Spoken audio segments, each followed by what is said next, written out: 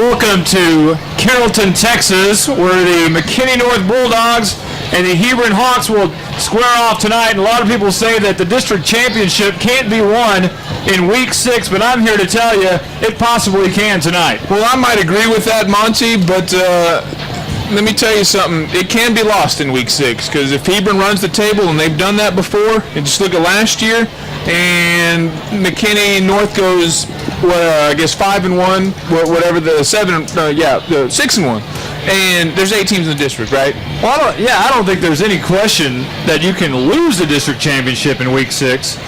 But a lot of people say you can't win it in week 6. And I agree with that. I'm here to tell you, though, you have to win tonight in order to win the district championship.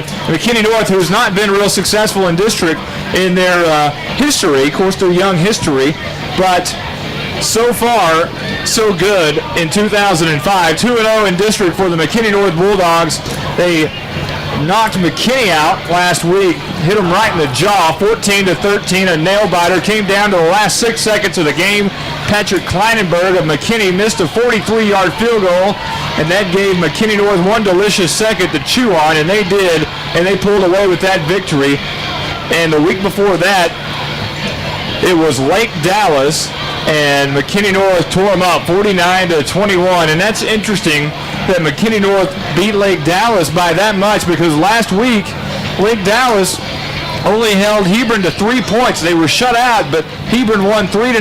But on paper, and you look at common opponents, if McKinney North beats Lake Dallas 49-21 and Hebron beats Lake Dallas 3-0, you got to say, well, you would think McKinney North would win by a landslide tonight, but that's not the case. Well, that's why you don't ever do that for a head-to-head matchup, because there's a lot of times where, that would be the case. And let me tell you, Hebron's better than a 3-0 win at Lake Dallas. For whatever reason, we talked with some of the Hebron people today.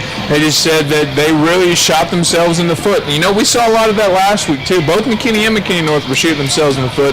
But when you come to Hebron Stadium to play, you can't shoot yourself in the foot. This team will trounce all over if you do that. Talking about Hawk Stadium, it's relatively new. It was built last year. It's a beautiful facility, and we are in a luxurious press box way up here high in the sky, as looking at my man Josh over there, the film crew for True Image Productions. And we're going to introduce a new segment at the end of the game tonight.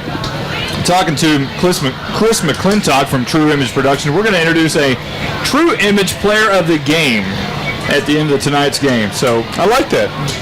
So be sure and stay tuned for that. And there's lots of young men that could be worthy of that. And I look at one of the lists here, and I think Chase Barrett, and I might start calling him Blink Barrett.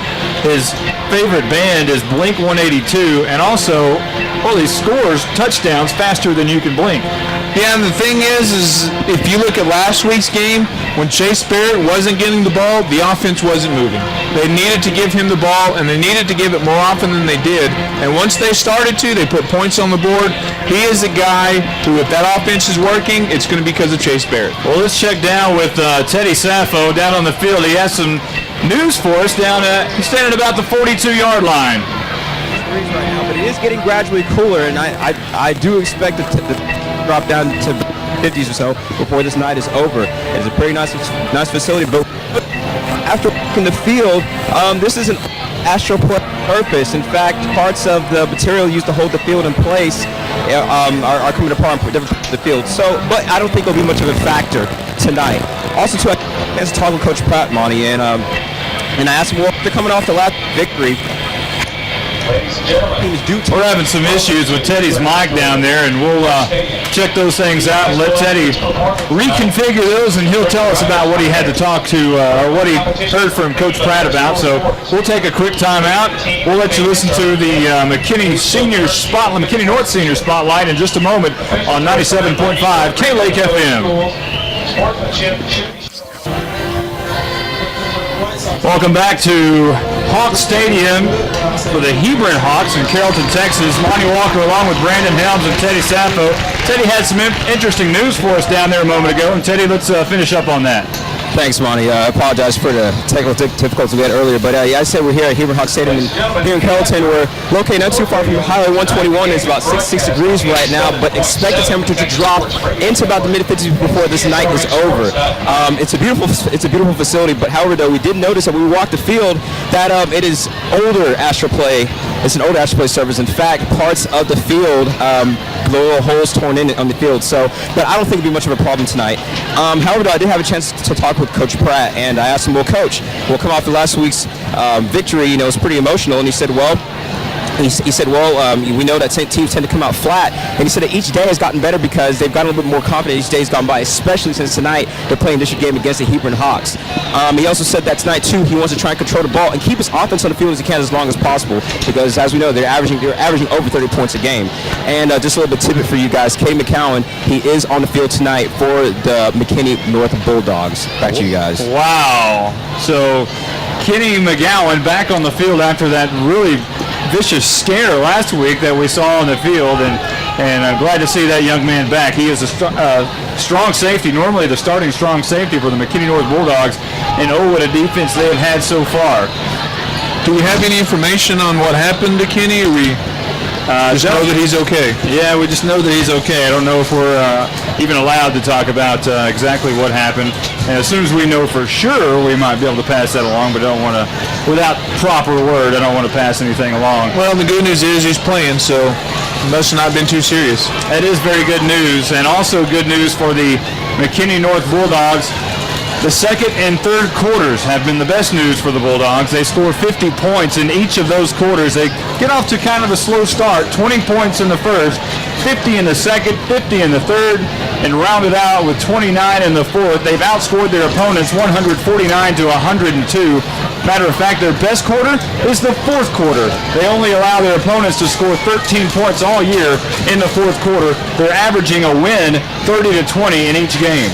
Well, that's the important thing, is stopping them in the fourth quarter. That's the reason they won last week. They shut out in that second half, and had they not done that, when you win by a point and their defense was pretty much doing its job against the North offense, but when your defense is shutting them down, you don't need to get a whole lot of offensive production. And that's been the biggest difference between this team of this year and past years. Past years, the offense has always been fine, but the defense has been absolutely terrible. And this year, they have a respectable defensive unit. If you haven't heard, the offensive line has a nickname. They're called the Beefcakes.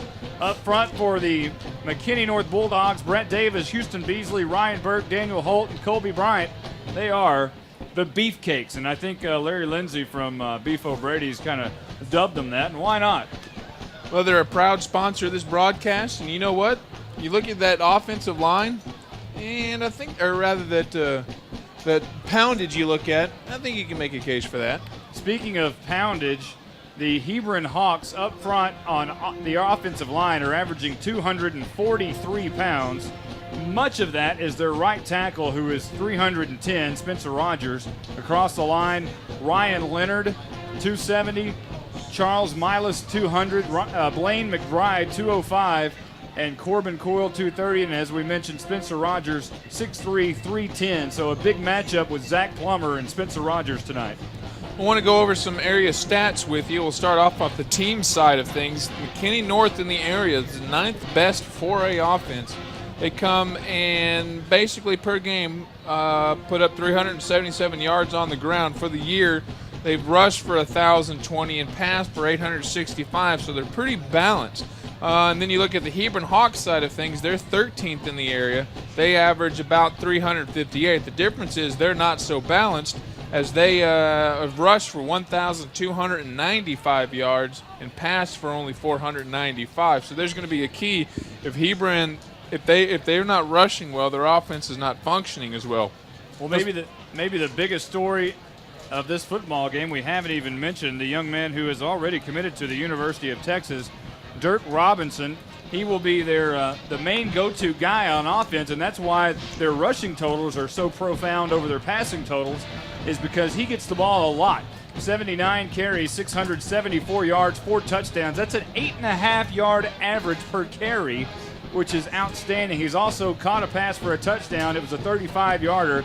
This young man is 6 foot, 202 pounds, a senior, and he doesn't play like he's 202. He plays it like he's about 222. Well, a couple of notes on Robinson. Like you said, he's got that 674 yards. Now, officially, he's listed 11th in the area, but that's based on total yardage. Chase Barrett's 10th with 687, but he's had 108 carries to Dirk Robinson's 79. So Robinson's averaging about 2 more yards per rush. Then if you look at last year's game, Hebron put up 41 points in the shutout of McKinney North, but Dirk Robinson, 226 yards and 4 touchdowns. Well, the Hebron Hawks are coming out in their tunnel. The McKinney North Bulldogs have yet to come out, and we'll see from them in a moment. The referees tonight, the officiating crew, referee Ken Roan, the umpire Mike Fitch, the head linesman is Mark Payne, the line judge Kevin Hassel, and the back judge is Lyndon Nixon. These guys are out of the Dallas chapter. Well, I've just received a correction. It's technically Derek Robinson, so we'll give the kid his due. He is a great running back, not Dirk Robinson, whoever he may be. Well, whatever his name may be, this young man is outstanding and already committed to the University of Texas, as we mentioned. The Hebron Hawks are about ready to come out of their tunnel. They are just now breaking through their tunnel, and you'll hear the Hebron faithful as they come out in their black uniforms. These are very intimidating uniforms. Black pants, black jerseys with a little bit of touch of blue. They have a little blue stripe on the inseam underneath their arm.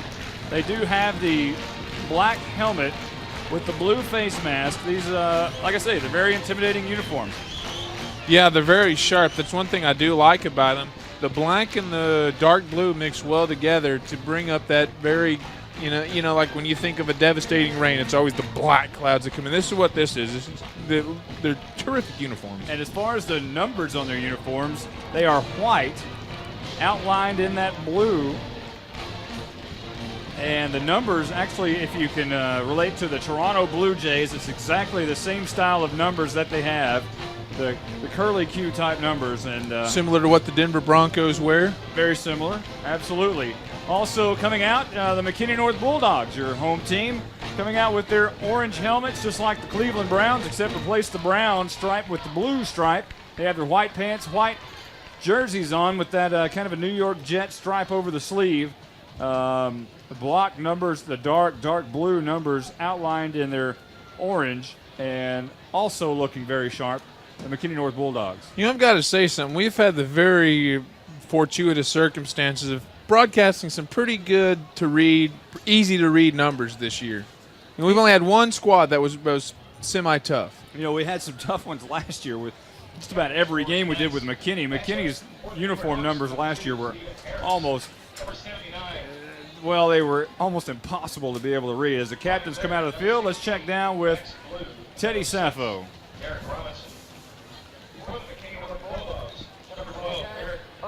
McKinney, you guys in a white jersey, I'm going to call you white all night long. Hebron, I'm going to call you blue all night long. You guys shake hands, introduce yourselves to one another.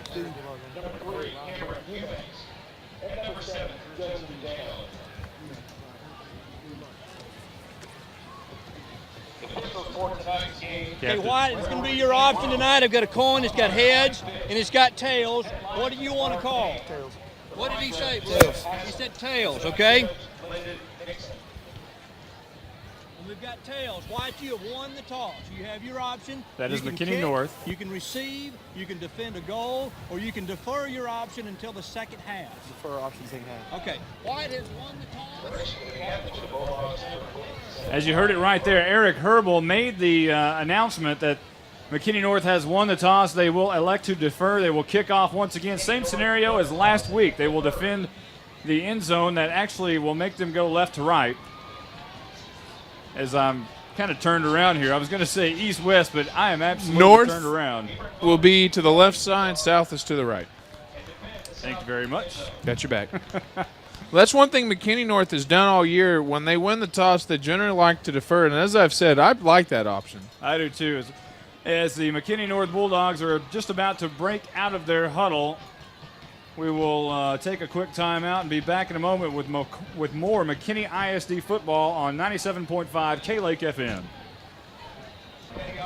Welcome back to Hawk Stadium here in, I want to say Hebron, but There's really no such place as Hebron. Well, that's where I'm confused. I looked on the map earlier today to see what was the best way to get here, and there was a Hebron dot signifying that it was, but then as I'm walking around to see an LISD caps on, so I assume it's in Louisville, but we're right on the border with Carrollton. Really confusing spot. That's what you get in the north suburbs. And then you're not too far from Plano Parkway, right around the corner. So all of this right here together. We are getting ready for the national anthem.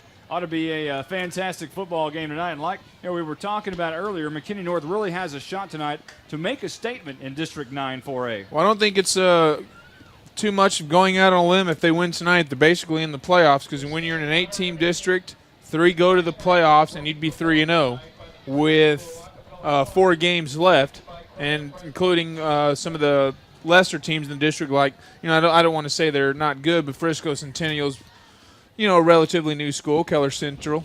New programs as we get ready for the national anthem. The color guards are walking out, and I presume when they get to midfield, we'll start the national anthem. Right now, they're at the 28-yard line, making their way towards the midfield stripe. We are just about to be underway for the national anthem, which the rendition will be done by Hebron High School. Looks like their choir.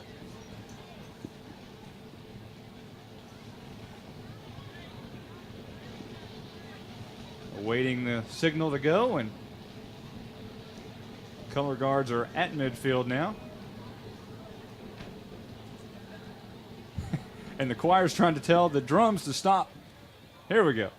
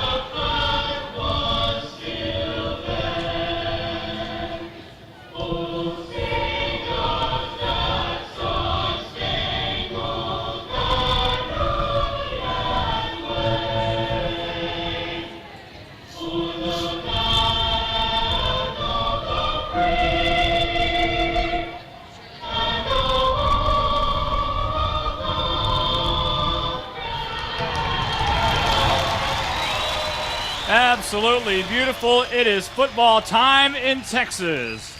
Long sleeves are out for the first time this year.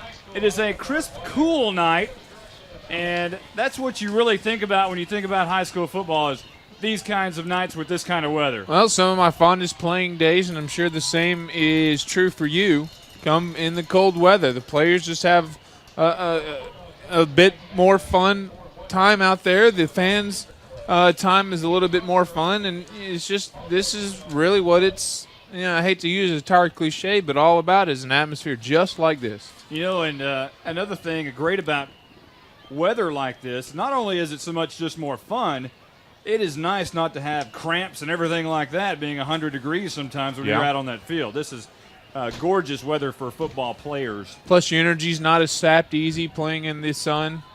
Just all sorts of good reasons. Well, McKinney North coming out to tee it up. Blake Boblitz places the tee at the 40-yard line. Again, moving left to right on the radio dial. Back deep for Hebron will be Derek Robinson. Robinson. I'm going to get both names right here in a minute. Derek Robinson is back deep, along with DeMarcus Houston, who is the really deep man. And also back is Alan Hicks. Now, Alan Hicks averaging 14 yards a return. Houston averaging 13. And Derek Robinson averaging 20, but he's only got to return 2 of them. They pretty much kick it away from Robinson and give it to Houston and Hicks. Well, don't be surprised to see Blake Boblitz just kick it down the middle because he's got a habit of knocking it out the back of the end zone. My money goes on Keegan Stevens. I'm going to bet that Keegan Stevens receives this kickoff. He's standing at the 40, one of the up men, as the McKinney North Bulldogs love to have that pooch kick to the right side. And I'm just going to venture a guess that Stevens is going to come down with this one.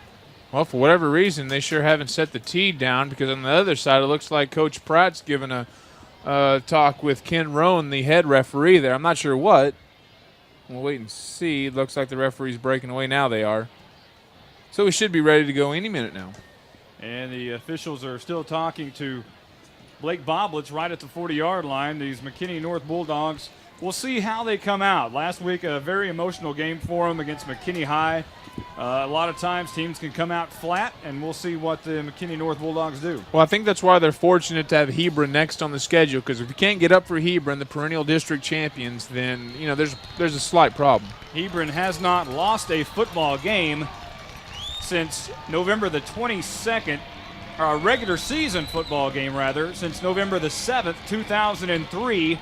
And that was against Denton Ryan here, but it wasn't at this field. It was at the old one. And here's Blake Boblitz roaring and raging to the football. It is up in the air, and it goes past my guy, Keegan Stevens. It is going to be taken at the 20-yard line, and rushing his way up to the 30 is Alan Hicks, who is averaging 14.7 a return and adds a little bit there. Just a solid open field tackle by Kenny Alexander. Had met him head on, wrapped him up, sank his hips, exactly like you're supposed to do on a form tackle. So the Hebron Hawks will take over at the 30-yard line. They will start their first series of the night, moving right to left on the radio dial from their own 30-yard line. And this will be at quarterback, will be Aubuchon. Brian Aubuchon, the 5'10", 180-pound junior, will start. He will alternate with Chris Miller, and here's a handoff Robinson, and he is going to gain about 5 yards out to the 35-yard line on the very first play of the game, brought down by McKinney North's Casey Clapp. Well, be prepared to hear that name early and often. Derek Robinson, one of the elite backs in the league, averaging 8.5. They only stopped him for 5, but you still got to get it just a bit lower. So ball at the 35-yard line, moving right to left. Aubuchon throws out left side, has his man, jukes a defender, and has the 50. Crosses the 47-yard line into McKinney North territory, and they're going to say he stepped down actually at the 48. So a nice throw and catch there to Desmond Murph, the receiver, who has 7 catches, 86 yards, and a touchdown coming into this football game. Well, just not solid coverage out there on the outside by Bo Burns. He closed quickly, but just didn't wrap up. It looks like he was trying to lay down a Roy Williams-type hit, and Murph just spun off it and was able to get a lot of extra yards. First down and 10 from the McKinney North 48. Fumble on the play, and Aubuchon, I believe, got back on the football, and he did. As a matter of fact, it's going to be no gain, or maybe a loss of a couple of yards, or one actually, as it'll be second down and 11 here. Well, I'm not sure what happened. Aubuchon lined up in the shotgun formation. The ball just never got to him. It was like the center thought Aubuchon was lining up underneath center, and it fell on the floor. But luckily for the Hebron Hawks, the line got a push so far that Aubuchon just basically raced up and pounced on it. So second down and 11 from the McKinney North 49, and Aubuchon looks over to the sideline. Coach Brian Brazel brings in the play, and this is going to be a toss right. Robinson has the 50, cuts it inside 45, cuts it inside once again, has the 35-30, and dragging McKinney North Bulldogs all the way to the 27-yard line. A nice run there by Derek Robinson, the young man who's already committed to Texas, comes in tonight with 674 yards. Add some more onto that one. Yeah, that's a gain of about 23 on the play. The problem is that on the other linebacker, or the other cornerback, Coyle Permeter, tried to do an arm tackle, and that you can't do that against Robinson. Ball at the 28, so give him a 21-yard run. It'll be first and 10 from the McKinney North 28. Handoff, this time coming near side, is Stephen Harris, who has a 25-20, 15, 10, 5, and Hebron goes into the end zone with 10-13 left to go here in the first quarter. The Hawks take the first lead and strike first blood tonight. Yeah, that was just a basic sweep to the left side, and once he got off tackle, the blocking was so superb out there. We basically had a lane. We might have a shootout, and if McKinney North is going to try to stay in this ballgame, they're going to have to get in the shootout because Robinson early and often. Looks good. And this will be Colin Frank on back for the PAT. He is 17 out of 20 on the year with the PAT department. He kicks this one very high and very good. 7-0. The Hebron Hawks lead the McKinney North Bulldogs. 10-13 left to go in the first. Back in a moment on 97.5 K-Lake FM. Welcome back to Hawks Stadium. The Hebron Hawks have just taken a 7-0 lead over the McKinney North Bulldogs on their first possession. It was a 5-play, 70-yard drive. Took a minute 47 off the clock and was capped off by a 28-yard Stephen Harris end-around reverse to the near side. 7-0. Hebron on top and about to prepare to kick off now is Colin Frank, and he boots it high and deep, and it will be taken at the 13, 14-yard line by McKinney North. And cutting upside is Cameron Buford, and he is tripped up at about the 28-yard line, and that's where McKinney North will take over, moving left to right. Don't know who the tackler was that got Buford's feet there, but had he not done that, Buford and the kickoff return team had a beautiful wedge set up there on the left sideline. And then there is a penalty flag. It looks like against Hebron. Wait to see the officials' discussion, but they're moving in that direction. And Buford was tripped up around the 30-yard line, so depending on the penalty, McKinney should start off, or McKinney North rather, should start off with good field position. We'll see what the McKinney North Bulldogs can do, as I believe they're going to make them do it again. Line up and re-kick this one. We failed to give you the McKinney North starting defense a moment ago, and we will do the McKinney North offense as soon as they capture the ball here, as the kickoff is going to be taken back 5 yards. So Colin Frank will tee it up from the 35 now, and we'll see if he kicks to Cameron Buford once again. Yeah, the kickoff team for Hebron was offsides, so that tackle's now even more important, because had he not done that, they would have declined that penalty. Well, Cameron Buford looked like he had a lane there. Yeah, he did. It looked like he was going to be able to push that one out, but it was just tripped up. I think he actually tripped over somebody's foot. Yeah, down on that left sideline, they had a lane by the numbers. Unfortunately for the Bulldogs, that whatever happened to trip up Buford happened, and well, at least they get to re-kick it again. So we'll see what happens on this play, on this Beef O'Brady's kickoff. Once again, 10:07 left to go in the first quarter. Hebron has scored on a 28-yard Stephen Harris touchdown. Here's Colin Frank's second kickoff, as this will be a kind of a pooch kick taken by Brandon Dunn on the near side. Escapes one tackle, but it cannot escape another one, as he's just shy of the 35-yard line at the 34. So McKinney North will take over shot for the first time tonight at their own 34-yard line, and here is the McKinney North starting offense. First down and 10 for McKinney North, moving left to right. This is going to be shotgun formation, handoff. Chase Barrett moving left tackle, and he is absolutely buried. No gain on the play, and coming up for the Hebron Hawks is Charles Milas, who makes the stop. The defensive tackle, 5'9", 200-pound senior, and he really laid the wood on Chase Barrett. Yeah, Chase officially going to get about a yard, but it was closer to a half a yard, so it's going to be a second and a long 9 situation. Usually you don't see a lot of stats come from the defensive tackle position. They're basically there to take up real estate, but Milas just broke through the line and wrapped up Barrett. He had no chance. Second down and basically 10, as Olsen will go in motion, moving right to left, 2 receivers to the near side. Now Eubanks goes in motion. They want to fake to him, hand off to Chase Barrett up the middle, running right tackle this time, and does cross the 35. They're going to give him forward progress to the 37-yard line, so give him a gain of about 2 or 3, and it'll be third down and about 7 with 9:04 and rolling here in the first quarter. Well, a little better that time. It was a simple off-right tackle, and one of the things that impressed me with Barrett last week was the ability to keep moving to finish, but not on that play. He was stopped.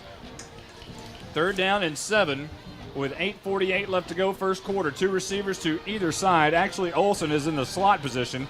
Barrett standing to the left of Herbal. Herbal wants to pass. 2-step drop, looks across the middle, has a man, and it is caught for a first down by Cameron Eubanks at the 46-yard line. So move the chains. He had the first down by about 2 yards.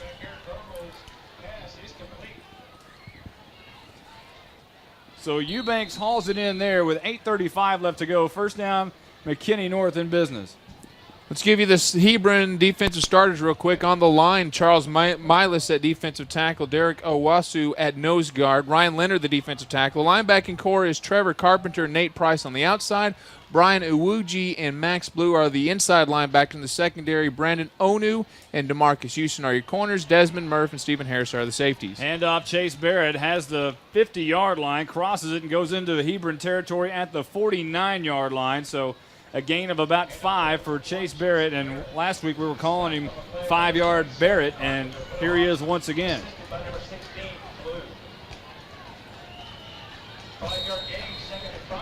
.7:49 and rolling here in the first quarter. Hebron already on top, 7-0 over the McKinney North Bulldogs.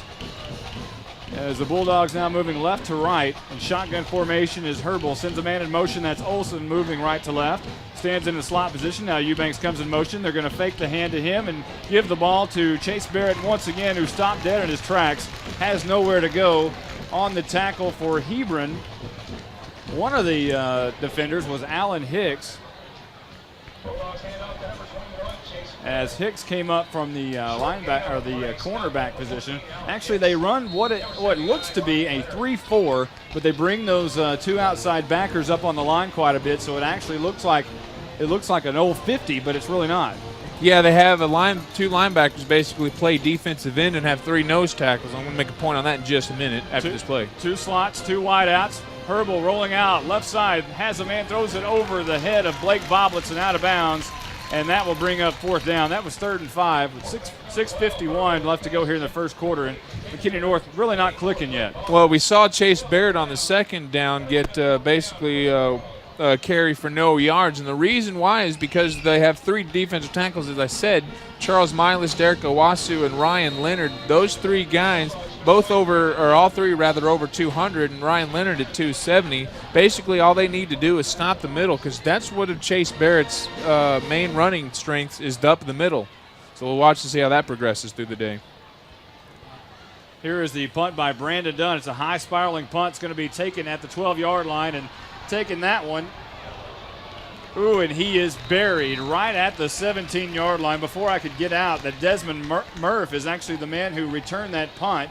So far on the year, this was only his 2nd return on the year, and he was absolutely buried at about the 17-yard line, and Hebron will take over there with 6:40 left to go in the first, up by 7. Well, and one of the big things on that return that got the crowd oohing was Murph laid a hit down on his own. And that didn't see who the defender was because he was laid out on his back. Murph lowered the shoulder. That left him vulnerable to a big hit of his own.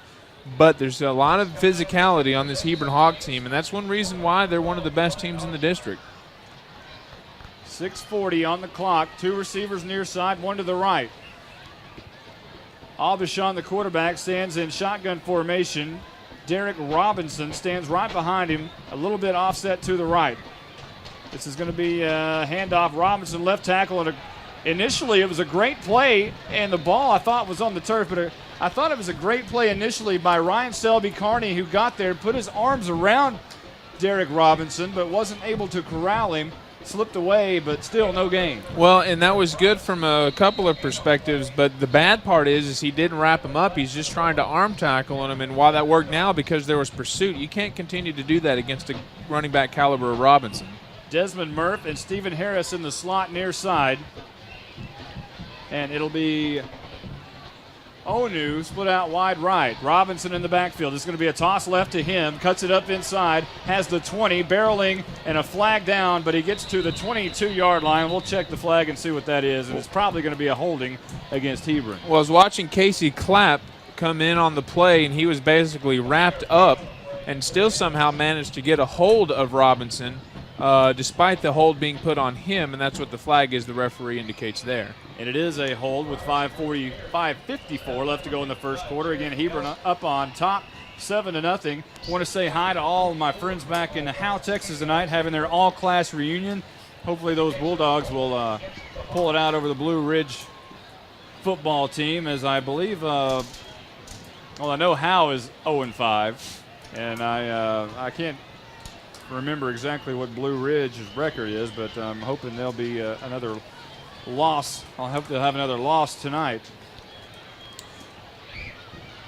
5:54 left to go here in the first quarter. they're marking off the penalty against Hebron. Ball's at the 8-yard line now. Well, since they're inside the 20, it's not a full 10-yard penalty, only a penalty of about 9. So this is Aubuchon, who's going to fake the hand to Robinson, rolling out right side, trying to hit his man, and does have the catch. Stephen Harris breaks away and has the first down, 35, and steps out of bounds at about the 34-yard line. That was not Harris. That is Onu. Brandon Onu makes the catch, 6'1", 190-pound senior. He really did all the work after he made the catch. Well, and that's the thing. I've seen, granted, we're still early, halfway through the first quarter, but there is some sloppy tackling going on in the McKinney North defense and special teams. Great news for the McKinney North Bulldog fans is they're going to say he stepped out a yard short of the first down, so mark him out at the 27-yard line. So it'll be 3rd down and 1, but when you have Derek Robinson, 3rd down and 1 isn't too tough of a strategy. Just hand over to him, and Aubuchon goes under center, sends a man in motion. He now drops an I formation, handoff Robinson, and he is going to have the first down as he crosses the 27.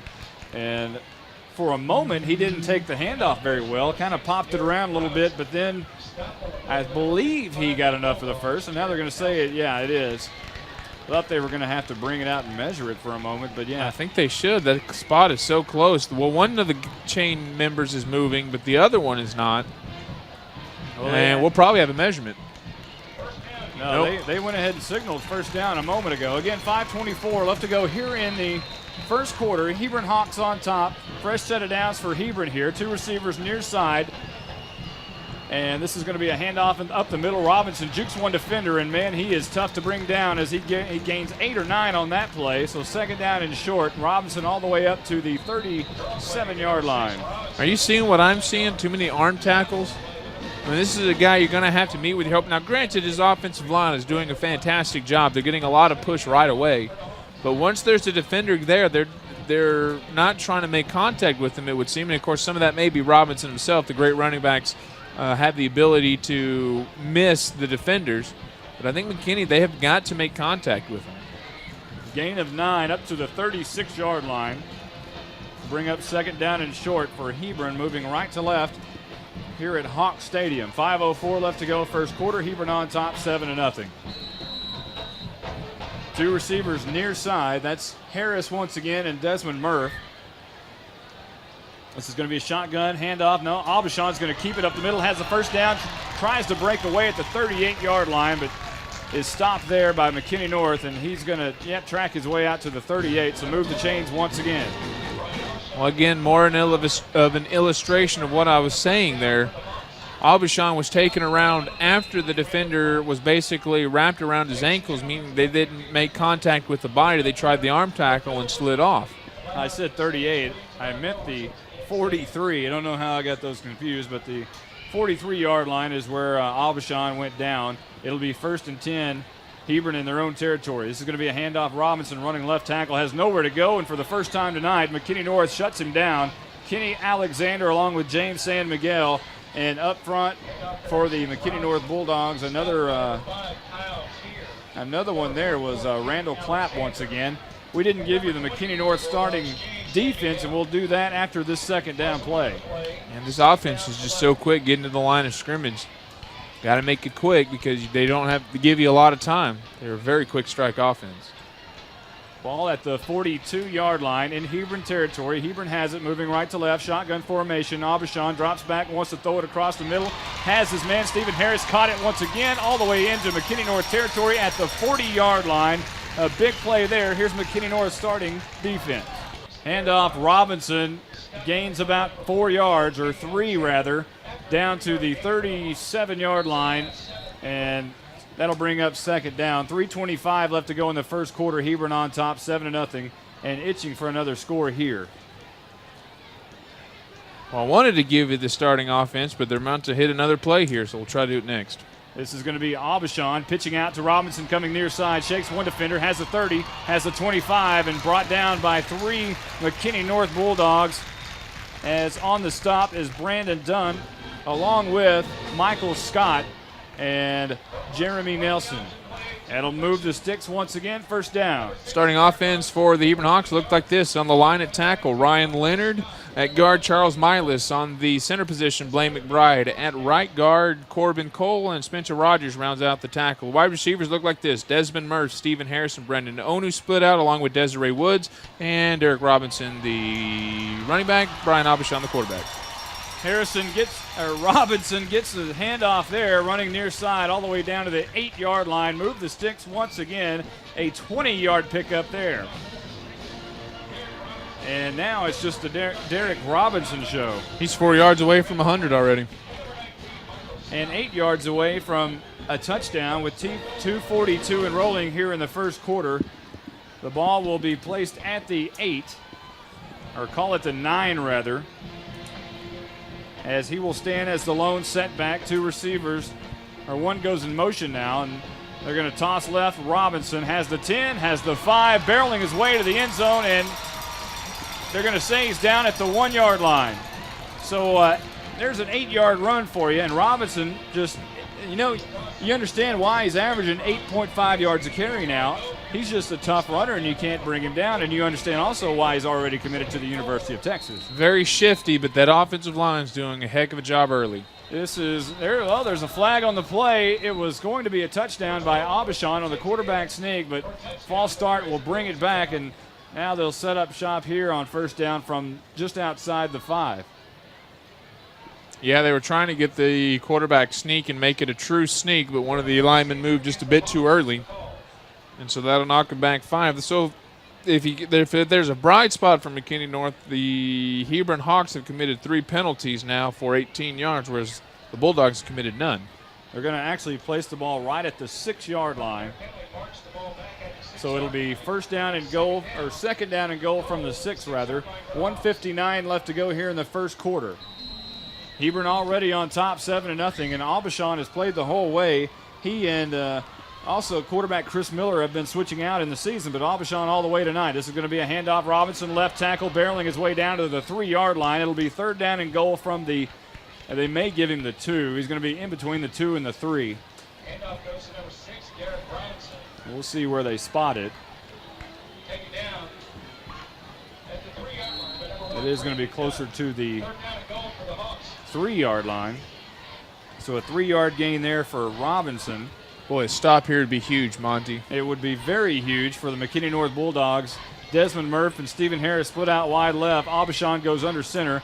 Robinson, the lone setback, looks over to Coach Brazel, has the play. It's going to be a handoff left tackle once again, and Derek Robinson goes into the end zone for the touchdown. And with 1:08 left to go in the first quarter, the Hebron Hawks are now leading 13-0, awaiting the PAT. 13 carries, 110 yards, 2 touchdowns. That's a good game for some running backs. That's just a quarter for Robinson. Colin Frank will come on for the extra point. And Abishon will hold. The kick is very high. It is up, and it is good. 14-0. The Hebron Hawks lead McKinney North with 1:08 left to go in the first quarter. Back in a moment on 97.5 K-Lake FM. Welcome back to Hawk Stadium. Hebron now leads 14-0. They just kicked off. McKinney North has the ball at their own 24-yard line on the Beef O'Brady's kickoff. Eric Herbel will stand in shotgun formation, send 2 receivers out either side. Cameron Eubanks goes in motion. He's going to hand off up the middle. Chase Barrett dragging defenders up to the 30-yard line. So with McKinney North starting at their own 25, give Chase Barrett, well, guess what? 5 yards. Well, and that was more like what I used to see out of him, was the ability to drag tacklers, and he did it there. Hebron's score, the 3-yard touchdown by Derek Robinson, capped off a 12-play, 83-yard drive, took 5 minutes and 32 seconds off the clock, and left right now 33 seconds left to go here in the first quarter. McKinney North moving left to right, trying to get the play in before the clock runs dead. Actually, they only have 5 on the play clock. 4, 3, 2. They're not going to get this one off. It'll be a delay of game against McKinney North. Bring that one back 5 yards.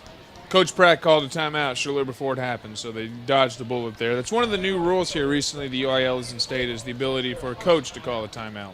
Well, when the timeout when we come back from the timeout, actually, it'll be 20 seconds left on the clock. We'll keep it right here. Hebron on top, 14-0. The McKinney North Bulldogs have the ball at their own 30-yard line and really trying to make something out of this first quarter because they've really been bulldogged over by the Derek Robinson and company. Well, I'm not sure if now is the best time to call a timeout right before the quarter expires, and when you're at a 2nd and 5, now granted you'd like to avoid a 2nd and 10, but it's 5 yards worth of timeout. That's one of the more eternal debates in football, is that debate right there. Well, it'll be 2nd down and 5 with 20 seconds left to go here in the first quarter. 14-0. Hebron on top, McKinney North on the move at their own 30-yard line. 2 receivers now. Eubanks goes in motion once again, and Herbal wants to throw it across the middle. Has his Jeff Olson, the big tight end, and from his slot position catches it at the 46-yard line. So a big gain there of about 16 yards. Move the sticks, and McKinney North is in business just shy of midfield with 14 seconds left to go before the second quarter. As the play clock will start running now, McKinney North is on the ball. They're actually barking signals now. 5, 4, 3, and they get the play off before the second quarter. Handoff, Chase Barrett running left tackle and down at the 48-yard line. Gain of 2, and that'll be the end of the first quarter. So your assessment of the first quarter, Brandon? Well, we didn't get enough. We have to see the offense more because that Hebron Hawk offense was on the field for such a long time. 14-0. The Hawks lead here over the McKinney North Bulldogs. Back in a moment on 97.5 K-Lake FM. Herbal, the quarterback, on 2nd down and 8 in shotgun formation, shy of midfield, changes the side of the field, and he's going to run the option play to Chase Barrett, pitches it out to him, and he loses his grip on the ground there. He talked about that turf not being real new, and he slips a little bit. It does gain about 2 yards, but he had some running room way out there. We talked to Teddy Saffo during the break, and Teddy, tell us what you found out down there on the sidelines. Yeah, thanks, Monty. Well, the offensive line coach said, "Hey, look, you guys, we need to open up some holes on the offensive line because if we can open it up. Hey, if we can get 5 yards a pop, that would be great for this offense." And the coach Pratt did say we need to keep this offense on the field as long as possible. Back to you guys. All right, thanks, Teddy Saffo. 3rd down and about 5 from the 49-yard line in Hebron territory. Herbal back to pass, rolling right side, under pressure, now throws it, and it's almost intercepted, and maybe it is. Stephen Harris thought he had intercepted it, and I don't see any indication. It was one-hopped. It was a little bit low, but the linesman called it incomplete. They're going to say incomplete. It'll bring up 4th down. Yeah, basically what happened there, the pass was just a bit wide of its intended target, but just low of the defender there, and it was basically a trap ball, and it happened right in front of the officials, so we had a good eye. Brandon Dunn goes back in punt formation. This will be the 2nd time that he has punted tonight. He will stand at his own 37-yard line, and back deep to return this one is Onu, and a high spiraling punt. Great punt, and Onu calls for the fair catch, lets it roll. That's actually Desmond Murph. He lets it roll. He called for the fair catch, had an opportunity to catch it, didn't let it roll, and now it's going to roll inside the 5 down to the 3-yard line. So a great punt by Brandon Dunn and an absolutely knucklehead play by Desmond Murph. Well, as soon as it hit near the 10-yard line, he started patting on his chest saying that was my fault. He knew right away, so that's a situation where they lost about 15 yards in field position, plus they're back up against their own end zone. That's 2 things coaches hate, and now it's really key for the McKinney North defense to step it up. That DPD has got to come up big because they're looking down a 14-0 score already. 97 yards away from pay dirt are the Hebron Hawks. Aubuchon goes back in at quarterback, and in the backfield this time is not Mr. Derek Robinson. It is DeMarcus Houston, and he gets the carry up the middle, and a fumble. I believe he fumbled. McKinney North has it, and they do. McKinney North has recovered a fumble at the 1-yard line. That's what I told you. This DPD needed to step it up. Now, granted, they didn't take care of the fumble, but they took care of it once it was on the ground. Just a bad bad exchange between Aubuchon and Houston, and that put the ball on the floor. And luckily for Hebron, it took a favorable bounce because that landed initially in the end zone, but then rolled towards the McKinney defensive line, which probably allowed them to recover it. So one way or another, it was fortuitous for McKinney North. So North will take over here at the Hebron 1-yard line. Herbal in shotgun formation has a man standing at his right. It's not Chase Barrett, but he's going to hand off to him over right tackle, and he's into the end zone. And that is a touchdown for McKinney North's Kevin Starks. Starks came into the game, 12 carries, 42 yards, and a touchdown. He gets his second one there. Well, it's only 1 yard, so that'll hurt the average, but it's a touchdown, so I think that's an even exchange for the running back. They're lining up in the swinging gate, and now the PAT team will come in. Boblets will put the tee down and try to put this one through and make it a one-touchdown game. Right now, 14-6, Hebron on top, trying to make it a 14-7 game is Boblets, and the kick is up. It's very high, and it's true. 14-7. The Hebron Hawks lead McKinney North. Back in a moment on 97.5 K-Lake FM. Welcome back to Hawk Stadium in Hebron. 10:55 left to go in the second quarter. McKinney North has just scored on a 1-yard touchdown by Kevin Starks after a fumble by DeMarcus Houston at the 1-yard line. Kevin Starks takes it in. One play, 1 yard on the drive, and took 6 seconds off the clock. Well, it shows you the impact of Robinson. He misses one play, and all of a sudden McKinney North's within a touchdown again.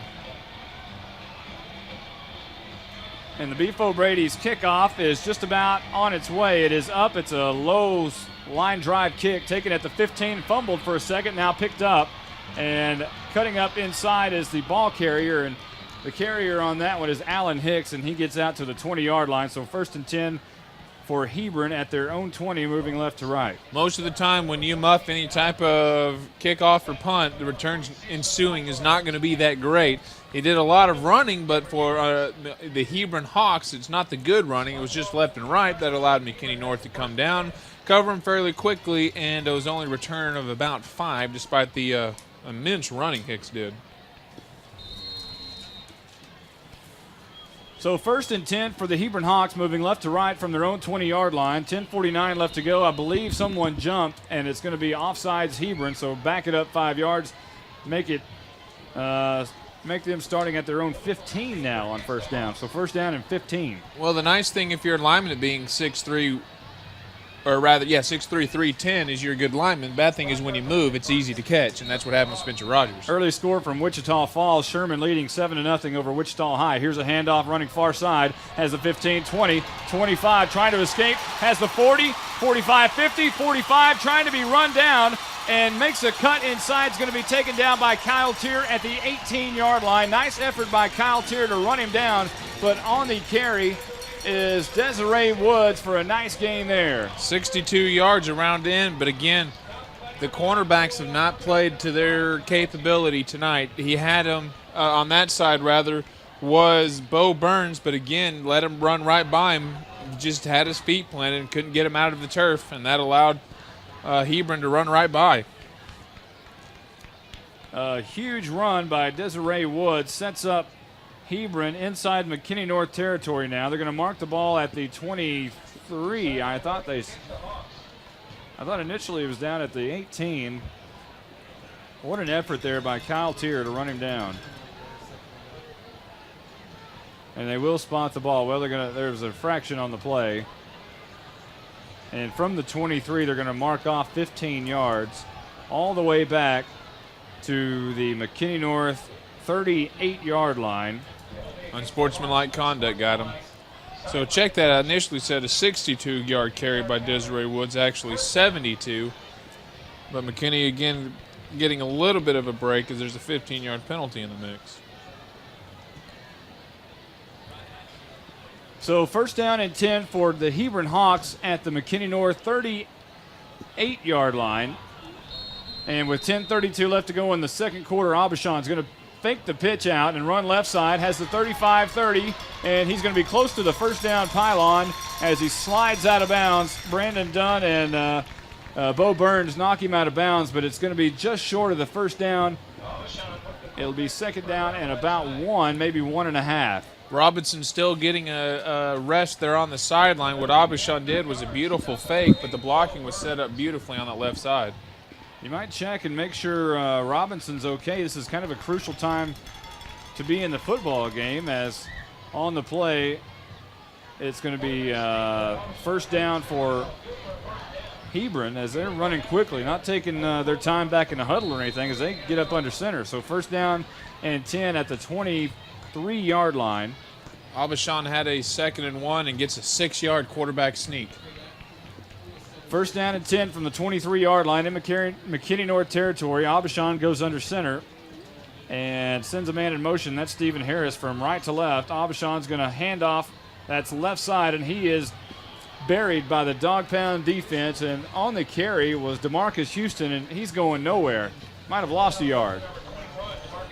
Well, combined with his fumble, DeMarcus Houston not doing too well here in his spell of Derek Robinson. I'm looking on the sideline, and I don't see him right off the bat.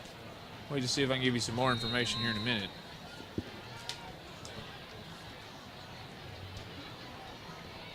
Well, Stephen Harris is split out wide. Oh, Or there's actually, Robinson. He's in the slot, actually, and Houston will stand behind Abishan. It'll be 2nd down and 11 as Abishan goes under center now, looks over to the right to Coach Brian Brazel, and now calls timeout. So with 9:12 left to go before half, Hebron Hawks up 14-7. We'll take a timeout with them. Back in a moment on 97.5 K-Lake FM. Robinson's fine. Welcome back to Hawks Stadium, and I guess we're just going to go ahead and say Hebron, even though there's not really an official city. But 8:47 left to go in the second quarter. Hebron on top, 14-7. A crazy play just happened there. Quarterback Abishan ran around right side, got all the way down to the 2-yard line, but another flag on Hebron brings it back to the 30-yard line, and we're going to have to talk to the officials and make sure we get a full timeout. I don't know down if there. they marked a penalty. The ball's right back to where it was. So the ball at the 30-yard line. It was at the 24, so bring it back to the 30. It'll be 2nd down and about 6. This is going to be a handoff up the middle to Houston, who has the first down, shaking and baking, or very close to the first down, rather, out to about the 18-yard line. He's still got a full 10 to go, Monty. That's going to be very, very close. Oh, wow. That's what I'm saying. They marked off a penalty, it looks like, so I'm not sure if there was a timeout. Well, he's going to get back to the original line of scrimmage then at the 18-yard line, so it'll be 3rd and 10 here as DeMarcus Houston wears out that left side, and they're trying to go after that left side all night long. When I say they, I mean Hebron. And they're going right after those guys on that left side, including, well, they have a new person out there for McKinney North. Shotgun formation. This is going to be Abishan. Throws it out right side. Stephen Harris in and out of his hands. Incomplete, and thank goodness for the McKinney North Bulldogs, because that would have been 6. It just went right through his fingertips. Yeah, he had it running a simple post. Got an inside beat on the cover man there. I believe that was Bo Burns, but I could be wrong about that.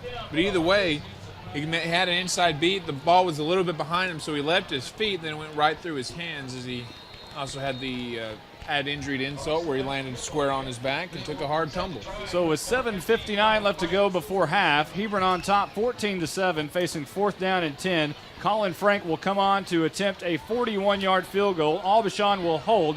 The snap is back. The kick is up. It's very high, very long enough, and it is good. Colin Frank nails it from 41, and the Hebron Hawks take a 17-7 lead with 7:59 left to go here in the second quarter. Back in a moment on 97.5 K-Lake FM. Welcome back to Hawks Stadium. The Hebron Hawks now lead 17-7 after that Colin Frank 41-yard field goal. And now Frank will try to tee it up for the Beef O'Brady's kickoff here with 7:59 left to go before the half.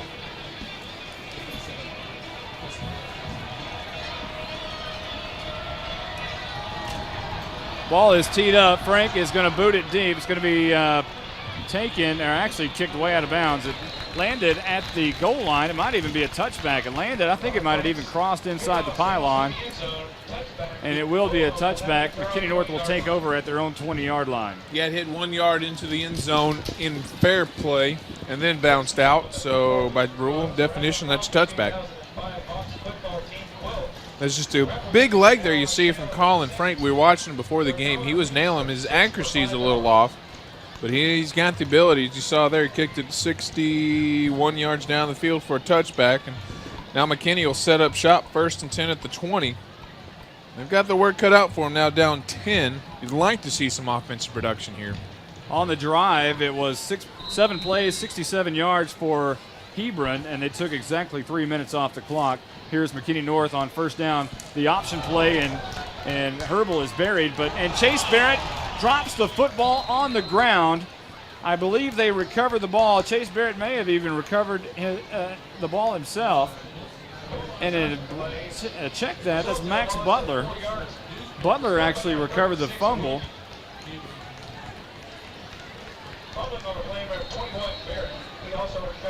And I don't understand. Barrett just absolutely dropped the football on the ground. Yeah, and that's a situation where he doesn't normally do that. There might have been a hand on the ball. I'm not 100%. View wasn't that great. Loss of 4. Ball at the 16-yard line. Second down and 16. Herbal wants to throw. Throws the home run ball out left side. Blake Boblett's fighting for it, and I believe he is out of bounds, but there's a flag down at the 39-yard line. Boblett's went up with the defender there. And on the it was Marcus Johns, the defender, the cornerback out, and I believe it's going to be a holding call. Well, I'm guessing pass interference because it's coming from that side. It's just a question of who is it going to be against because both sides are pushing and pulling. And judging by the way that teams are walking, it looks like they're going to flag Boblitz with the pass interference. So back up McKinney North, and we'll see where they spot the ball here. It was at the 16. 7:14 left to go here in the second quarter. Hebron on top, 17-7. On the plus side for North, that is their first penalty.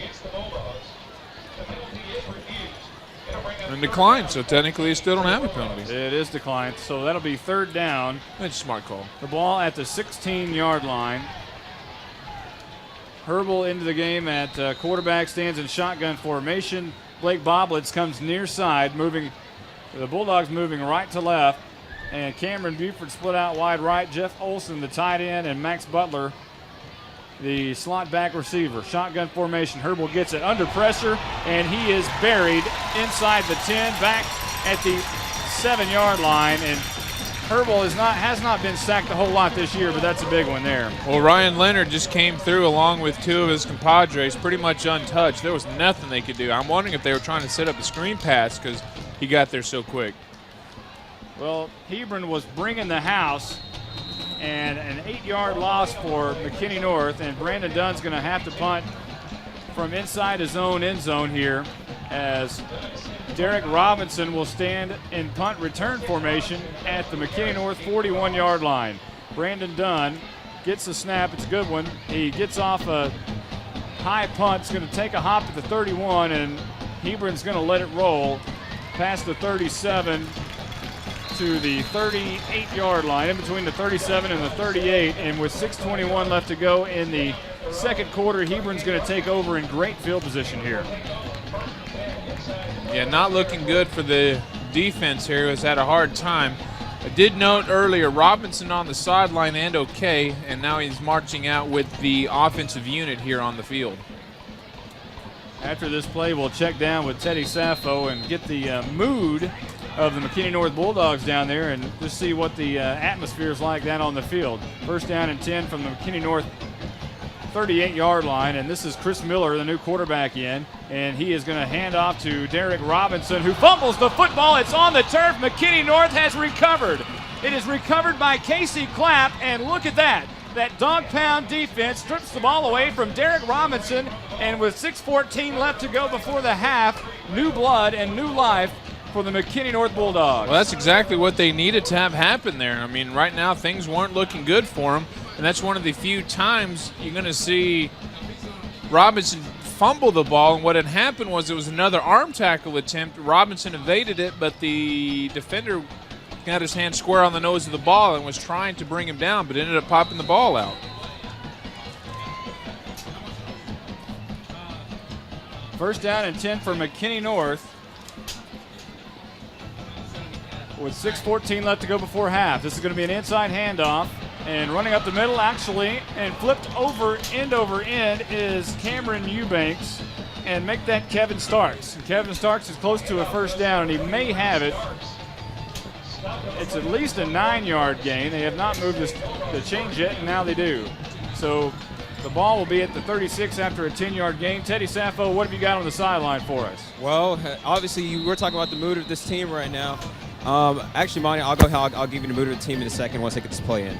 It is 1st and 10 from the 36-yard line. Moving right to left is McKinney North. Handoff inside. Kevin Starks once again trying to find some yardage and cuts back right side and buried right at the 39-yard line.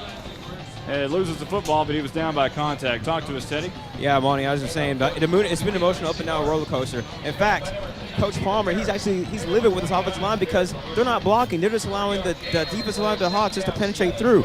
They want to open up holes in the middle, but they can't because their linebackers keep up penetrating.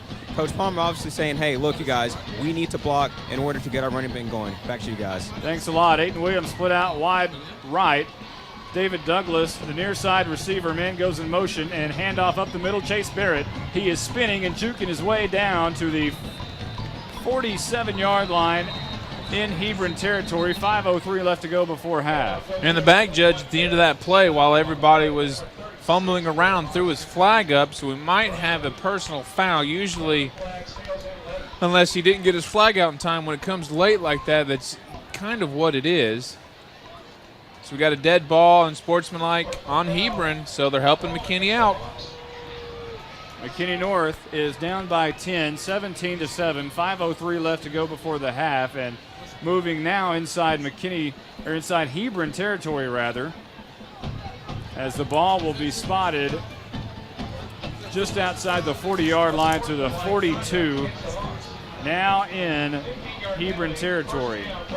Well, that's the 6th penalty for Hebron for 53 yards. First down and 10 from the Hebron 42-yard line. Moving right to left, Herbal in shotgun formation. David Douglas, the near receiver. Aiden Williams split out wide right. In the slot is Cameron Eubanks. Chase Barrett moves to the right, gets the handoff, big hole. And he is buried as he crosses the 40-yard line by Stephen Harris. He had a huge lane to run through, but Harris met him at the 38-yard line. Still a gain of about 2 or 3. One of the things that Hebron does well on defense is the solid form tackle, and that's what happened there. An open lane and downfield tackle, and Stephen Harris is able to wrap up and make contact with the body. Stephen Harris made the K-Lake All-District team last year, and showing why on that play. 2nd down and 8 from the 39-yard line. Shotgun. Herbal wants to pass, steps back, throws it over the middle, looking for his receiver, and it's picked off. He was trying to hit Cameron Eubanks, and it's picked off by Stephen Harris. And Harris is once again proving why he's a great player on defense as they'll take over shop at the 16-yard line. Well, I'm not going to give credit to Herbal for throwing that interception. Instead, I think it should go to Eubanks because he just got all turned around. And anytime you have your back to the end zone and your front side facing the ball and you're backpedaling, bad things are going to happen because you're not going to have a view of the field. He just broke his stride there and then had no idea where the defender was, and the interception was made. So with 4:17 left to go before half, Hebron on top 17-7 will take over at their own 16-yard line here. As this is going to be Miller, handoff Robinson, jukes a couple of defenders, has the 25, has the 30, flag down out to the 32-yard line, and man, he's a load to bring down. It's a first down, obviously, out to the 31-yard line, but check the flag. That was a huge juke move down on the inside there. I mean, he was going full speed, then somehow just was able to stop and go side to side. And what I figured of the penalty would have been is a 5-yard face mask. So that'll move Hebron out closer to midfield to the 36-yard line is where they'll spot the ball. In essence, a 20-yard gain with the flag and the run. And I take that back. That's the big one. So that'll be out to the 46-yard line. So with the flag and run, a gain of 30. Well, it's only the 5-yard variety. They started at the 16. Oh, you're right. I had the wrong yard marker. So I have your back. Thanks a lot. Man in motion. Miller is going to hand off right side, and Robinson is buried right behind the line of scrimmage. And now the entire DPD trying to bring him down. He was initially hit by Ryan Selby Carney. Tried to, you can't one-on-one Derek Robinson, but luckily for the McKinney North Bulldogs, all the guys came through. Well, he was trying to one-on-one him by taking the ball out of his hands, and that's where Robinson's going to excel. But the thing that helped there is because Robinson broke away from the defender. He lost even more yards because of the forward progression. He would have been up about 4 yards. So instead, it's about a second, an 18, 19. Yeah, a 7-yard loss on the play. Miller in shotgun formation sends 2 receivers out left side, 1 near side, 1 man in the backfield. Drops back, wants to throw across the middle, has a man, and is caught. And he's at the 30, the 25-20. Cole Permetter brings him down at the 15-yard line. Cole Permetter says he stripped the football from him, but they're going to say DeMarcus actually on the catch is Desiree Woods. So Woods comes through once again with the big play. He did that a moment ago, and that's his second big play of the night, down inside the 15-yard line. Yeah, Chris Miller is Mr. Everything. He's kind of a Cordell Stewart. We've seen him at wide receiver, and we've seen him at quarterback, and that was just a strike over the middle. And right now, this Hebron offense is looking very good. They look like a quick play offense with 2:56 and rolling here. 2 receivers out left now. 1 man goes in motion. They're going to hand off. Now they're going to fake to him, give to Robinson. Robinson jukes 2 defenders on his way to the end zone. It is a 14-yard touchdown for Derek Robinson with 2:46 left to go before half. The Hebron Hawks now take a 23-7 lead. Well, 135 yards now on 17 carries and 3 touchdowns for Robinson. This is looking an awful lot like last year, Monty. Yeah, it is. Last year, 41-0 was the score in this football game. And Colin Frank is on to boot the PAT. Aubuchon has it down, and the kick is good. 24-7. Hebron leads in this football game with 2:46 left to go before half. Back in a moment on 97.5 K-Lake FM. Welcome back to Hawks Stadium in the Carrollton-Louisville area. 2:46 left to go before half. Derek Robinson just scored for the Hebron Hawks on a 14-yard touchdown, makes our score 24-7. It was a 4-play, 84-yard drive, took 1 minute and 31 seconds off the clock, and now we're prepared for the Colin Frank, Beef O'Brady's kickoff as he tees it up at the 40, moving left to right, and the ball that is kicked very deep into the end zone. It's going to be taken by McKinney North's Cameron Eubanks, and he'll just down it 3 yards into the end zone. Again, Frank showing his leg there. He had a great leg when we watched him in practice, but as I said last kickoff, the accuracy was a little off. The touchback prior hit the sideline, barely bounced in before going out, and this one right down the middle of the field. So McKinney North will take over at their own 20-yard line, trying to salvage something out of this before the half expires. There's 2 minutes and 44 seconds left to go before the half. And McKinney North will move right to left, send 2 receivers out far right. Chase Barrett in the backfield, option play, and Herbal's going to keep it, slips down at the 21-yard line, and he's going to gain progress out to the 24, so a 4-yard gain for Herbal. And tell you what, y'all were talking about that turf down there earlier, and this is twice that the McKinney North Bulldogs have slipped down and where they looks like they could have gained more yardage. Well, I'm not sure if that's the turf's fault because that was in solid field. My question with the turf initially comes in near the numbers where they put in the white and the green together. Second down, handoff, Chase Barrett running left tackle, cuts it back inside, has the 30 out to the 32-yard line. First down, McKinney North, 2:09 and ticking here in the second quarter. Move the sticks. A nice gain of 8 there for Chase Barrett, and they really need him to come through right now just to start getting some yardage together, although with 2 minutes left, you might have to think about airing it out since you're on just barely on the other side of your own 30. First down and 10. Barrett will stand to Herbal's left and about a yard behind him. 2 receivers to the right, 1 to the near side. Blitz coming from the Hawk defense. Herbal looking to the sideline. And now Barrett will move to the right side and get the handoff right up the middle and gains yardage out to the 36-yard line, so a gain of about 3 once again.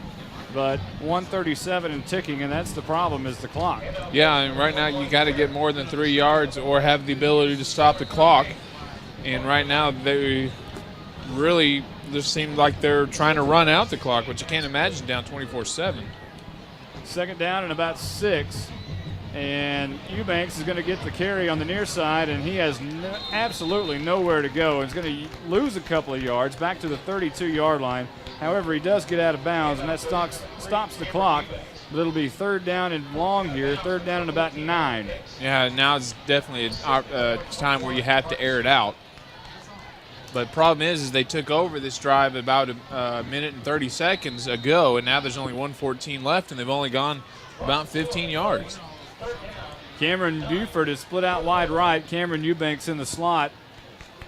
And to the near side is Blake Boblitz. Jeff Olson, the tight end, normally is in the slot position. Herbal in shotgun formation. Barrett back with him. Herbal drops 2 steps back, looking right side, trying to air it out, trying to find Buford, and it's caught. And that's going to be close to a 1st down, and they gave him just an absolute terrible spot. He caught the ball right at the 42-yard line. They're going to mark him at the 41, a yard and a half short of where he actually caught the ball. 57 seconds and rolling here on the clock. I'm going to have to respectfully disagree. His feet were at the 42, but I think he was lunging forward, and the ball was right at the 41, which is where they spotted. I think that was actually a good spot. Problem is that Herbal threw it short, and he had to come back to it. He did have to come back to it, but he caught the ball right at the marker. It's going to be 4th down, and McKinney North is going to let the time run down as far as they can and then just punt this one away. They call a timeout. We'll take 1-2 back in a moment on 97.5 K-Lake FM. Welcome back to Hawk Stadium. Monty Walker and Brandon Helms with you, along with Teddy Saffo. 38 seconds left to go before halftime. McKinney North trailing here 24-7 to Hebron, and Brandon Dunn goes back in punt formation, and he punts it at about the 30. It's going to land at about the other 28-yard line. I thought it hit one of the Hebron Hawks.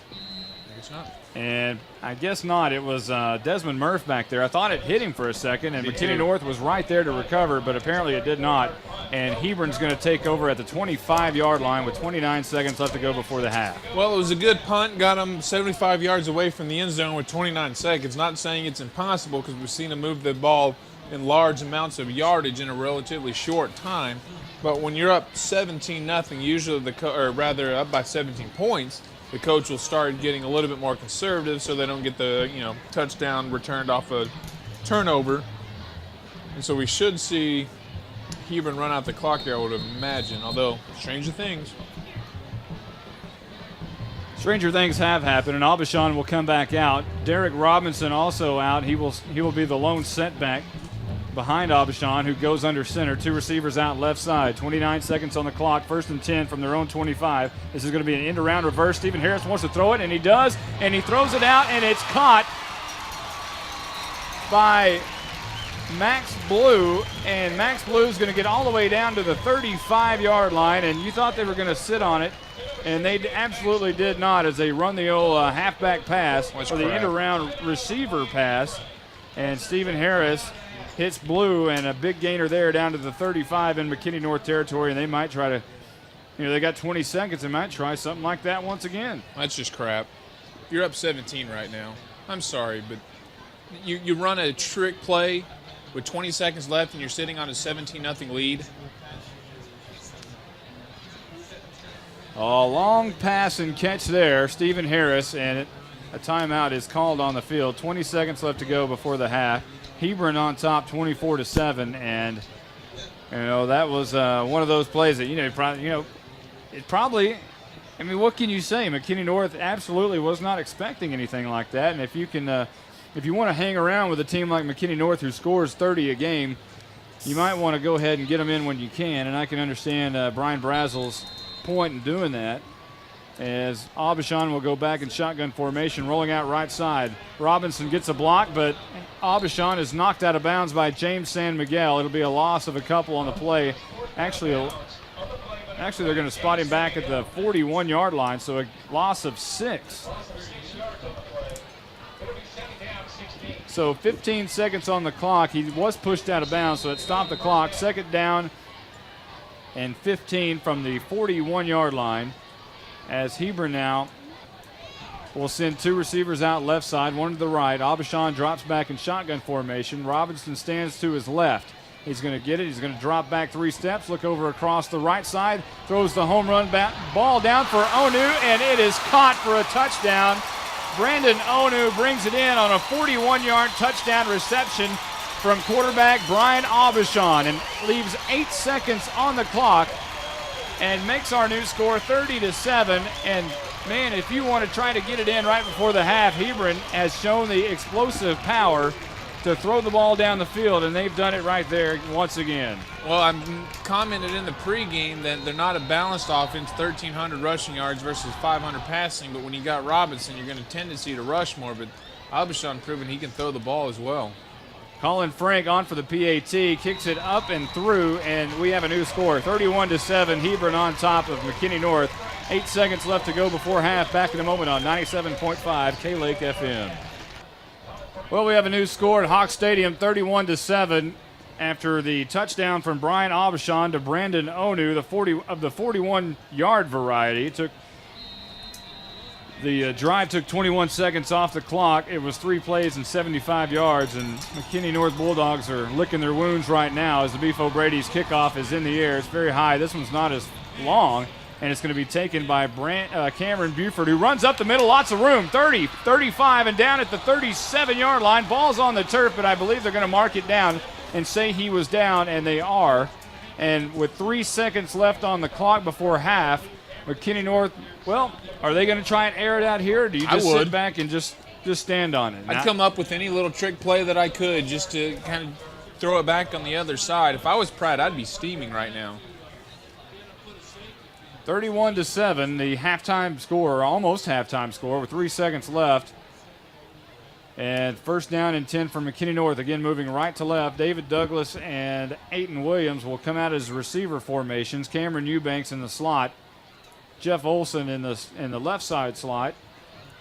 And Eric Herbel, the quarterback, stands at his own 27-yard line in shotgun formation. The line of scrimmage is the 37. And he's going to hand off Chase Barrett up the middle. Had a hole for a second and is dragged down. Made it up to the 39-yard line. They're going to say he reached the 40. And that's the end of the half. The half ends on a 3-yard gain by Chase Barrett. But, you know, McKinney North's going to have their work cut out for them in the second half as they trail by 24 here, 31-7. Well, kind of a reminiscent of last year's game in terms of offensive production. They're not getting a whole lot out of their offense. And then it also mirrors what Derek Robinson did last year. He rushed for 226 yards and 4 touchdowns through the first half. He's got a nice little total of 135 yards and 3 touchdowns. Last year in this game, McKinney North was trailing 34-0. And then Hebron kind of took off the second half and won the second half 7-0. So we'll see what the McKinney North Bulldogs can pull off here in the second half. Right now, 31-7. It is halftime, and we'll be back in a moment on 97.5 K-Lake FM. And welcome back to Hawk Stadium here in Hebron, side of the McKinney North Bulldogs visiting the Hebron Hawks. And right now at halftime, they trail 31-7. Welcome back to the halftime show. I'm Brendan Helm, sitting alongside Teddy Saffo, our sideline reporter, actually gets a chance to join us up here in the booth. And Teddy, I don't know what your perspective is down on the sideline.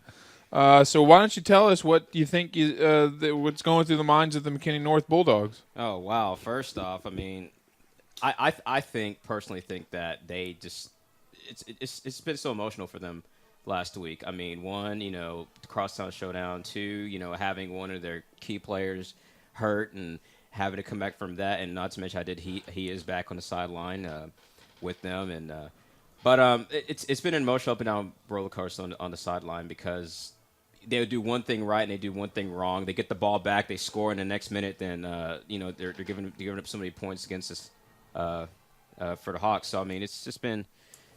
It's been tough. It's been tough, but hopefully they can shake it off and see if they can build something and come back. Well, during one of your reports, you were talking about the offensive line coach jumping on the offensive line, saying you guys got to get your blocks. Have you seen any other coaching reaction similar to that?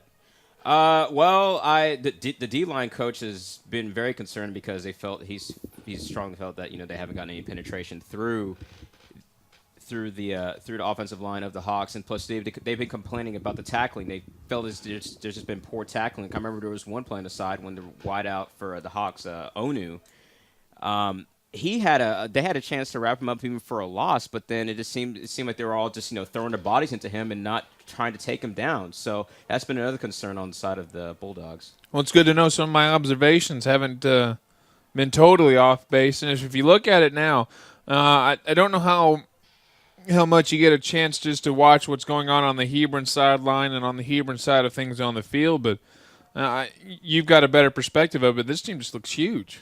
They are huge, and I remember you guys in the broadcast were saying that Onu was 6'1", 190. Well, I think it's more of an understatement. That guy, he is a big guy. Derek Robinson, he's a big guy. The O line, the D line, they're all big people, and as we're talking to Rodney, I mean, the McKinney Lions, I mean, they're a tough, scrappy team, but at the same time, they seemed undersized against this team. The Hawks, they're a big team. I mean, they're big. I'm not a very big guy myself, but just looking at them, I could tell it's like, wow, they're going to have their hands full tonight. Well, the nice thing is we'll get to be back here next week. We get to see him again. So we'll get to see him against McKinney. Now, that traditionally has been a district championship type matchup. Right. But McKinney is, they are 1-1 in district, and they've got at least a semi-favorable team at home today in Keller Central, which is a relatively new school. So hopefully they can come in here at 2-1. But it looks like McKinney North, unless they can drastically change things, are looking at a 2-1 district score themselves. Right, and I do think it's important that the Bulldogs, whatever the outcome of this game is, that they come out and at least try and get some confidence going. So at least going into next week or whenever they play again, they'll have something to go off of, because you don't want to finish this game flat. No, and they've scored 7 points, which is already an increase over last year. Last year scored 41-0. Right. And so they only scored, Hebron did 7 points in last year's second half, so they might slow things down. But I'm telling you something, they're going to do it. They're going to have to stop Derek Robinson. That's the number one thing. But then also, too, remember what Coach Pratt did? He told me earlier, he said, look, he has to keep the offense on the field. The offense has not been on the field long enough, and if they have been on the field, they've been manhandled. So, I mean, I feel it's important for them if they can start blocking, if they can give Herbal some time and they can open some holes for the running backs, then possibly we could see a turnaround for this team. Yeah, that's another thing too. You mentioned Chase Barrett, only 2.5 yards per carry, and it's not like he's got a limited amount of carries to skew the average. He's carried the ball 12 times, only for 30 yards. Right. And as I said earlier, I remember even Coach Palmer, he pulled aside the center and said, look, you need to open up some gaps in the middle. But he's been complaining that the linebackers have been coming at him all day. So, what more can he do to try and control the offensive line for the side? And that's one thing where Chase Barrett loves to do is he loves to run up the middle there. Right. And one of the things that he excels at, and just, the 3-4 games we've done this year of McKinney North is once defenders hit him, Chase Barrett still has the ability to move forward. And even from your perspective on the sideline, he just hasn't been able to do that. It has not been the case. And I also have to you have to give your hats off to the Hebron Hawks defense. I mean, they tackle well. They tackle well. I mean, once they get Barrett, I mean, they have him. They have a clean grasp of him, and he's not going to go anywhere. You usually see him bouncing off tacklers, but not this case tonight. Well, the Hebron Hawk Band has finally finished their halftime performance, and if the scoreboard were any indication, we'd be getting ready for the second half. But as it is, they've stopped it at 1 minute for the homecoming ceremonies, so we'll have to stall some more. We'll do so next on the halftime show here at Hawk Stadium. You're listening to 97.5 K-Lake FM. And welcome back to Hawk Stadium. They're still in the middle of their homecoming ceremonies here in Hebron. The fourth girl of 8 are being presented to the crowd now. Right now, at the football end of things, the McKinney Bulldogs trail the Hebron Hawks 31-7. I'm Brendan Helms, joined by Monty Walker as we get ready. We just talked to Teddy about some of his perspectives of the game on the sideline, and we look over the stat sheet, and pretty much in all facets of the game, McKinney North has been dominated. They've given up 406 total yards of offense already and only gained 69 total offense in their own. In fact, the only thing you could give a hat off to for what McKinney North has done is they've only had one penalty for 5 yards. They would have had a second penalty, however, it was waived off later. Homecoming still taking place here, and we'll keep you updated as the time. They were about halfway through, which means we've gone on for 10 minutes now, so we'll be going on for some more. And Monty, as we look pretty much at the entire first half. McKinney North did some things well, but at the same time, Hebron did everything excellent. Sorry about that, Brandon. I missed out on the fajitas downstairs, so I had to go get me some popcorn real quick, and I had to go cheers. I had to actually go talk to some officials down there as I'm talking to our TV guy, and I think Teddy actually has the other part of that. Hang on a second, Josh. We'll get the rest of that for you. Hey. Well, the scoreboard shows 1 minute, and like you mentioned a moment ago, it showed 1 minute on the clock for about the past 10 minutes, and these halftime ceremonies can be vigorous sometimes, and especially the ones with the homecoming. And UIL stipulates a 30-minute halftime for a maximum length, and sometimes in Texas high school football they kind of push those to the max, and sometimes I've seen halftimes go in the 45-minute range, and sometimes close to an hour. Probably on a homecoming. And this is absolutely it gets to a point where we could really start damaging some kids who need to stay loose and stay fresh out there. And Derek Robinson was doing some stretches down on the sidelines, but he's going to have to go out as one of the escorts for the homecoming queen. Well, and it's like what I was saying during the break. Newman Smith, their halftime band didn't perform. They went straight from the McKinney band to the halftime ceremony, or the homecoming ceremonies rather, but the Hebron Hawk band had to play, and because of that, and because of homecoming ceremonies are always just tremendously long, we're having to sit here and stall out for time, and we're now seeing the 7th homecoming candidate being announced to the crowd right now. So I'd probably say we have another good 5-10 minutes left to go, and this is why I just don't like homecomings. Teddy Sappho is going to try to track down Coach Sean Pratt as soon as he can get down there, and that'll give us something to do while we've recapped everything. We've done just about everything we could up here. Let's go over highlights again. Yeah, let's do that. As now they're introducing some more homecoming queen nominees, and well, this is the final one at least. Teddy Sappho, I don't think he's made his way down there yet. Well, I don't see him. There he goes. We should have Coach Sean Pratt again in a minute, and the sooner the better.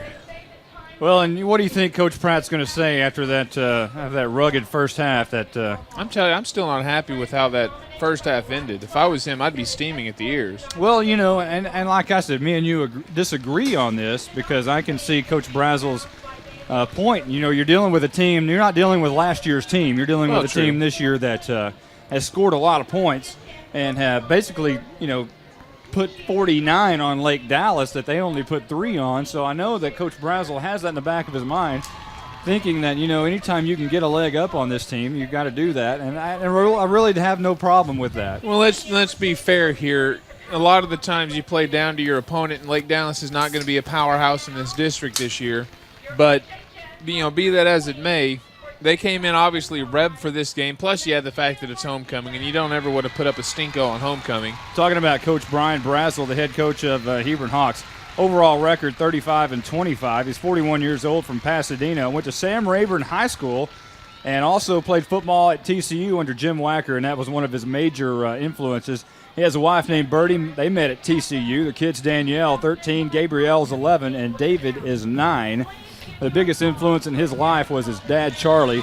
He was an administrator while he was in school, and Brian Brazil said that his dad, Charlie, was a great Christian man and influenced him highly. And other influences in his life were his high school position coach, Mike Venable, and he spoke very highly of Coach Venable. And then later he was playing linebacker in high school under Mr. Venable, and then moved to offensive line at TCU, and Mr. Venable even gave him pointers on that later on. Well, transition now. Derek Robinson, we've talked about just how good he is going to Texas, being a great running back. Well, add homecoming king to the list now. Well, Derek Robinson crowned the Hebron Hawk 2005 homecoming king. Why not? He's done everything else tonight. Might as well. Well, he hasn't thrown a pass yet for a touchdown. Boy, if he keeps running in the second half like he did the first, he'll definitely earn that crown.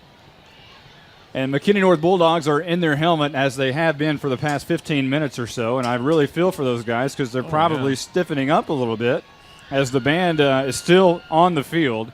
at the hash mark, and the drill team makes their way off the field, and now the band will properly march off in file.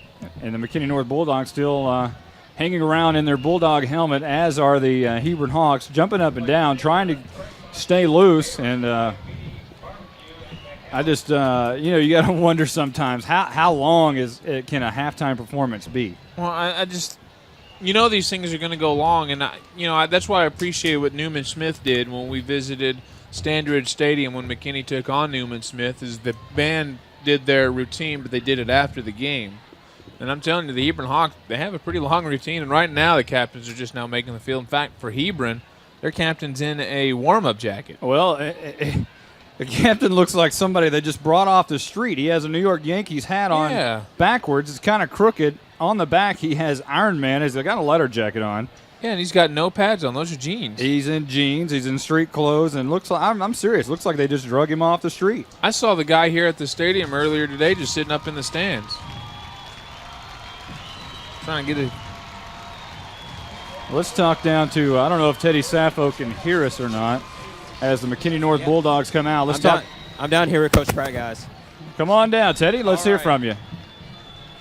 Coach, you're down 31-7 right now. What do you tell your team at halftime? Well, we got to find some emotion. This game's played with a lot of emotion, especially when you're playing a team as talented as Hebron, and we came out with no emotion, and we've got to go out here and compete a little bit, and hopefully we will. Thanks, Coach. Thank you.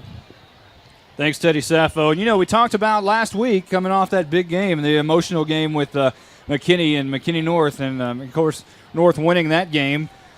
But you got to think that,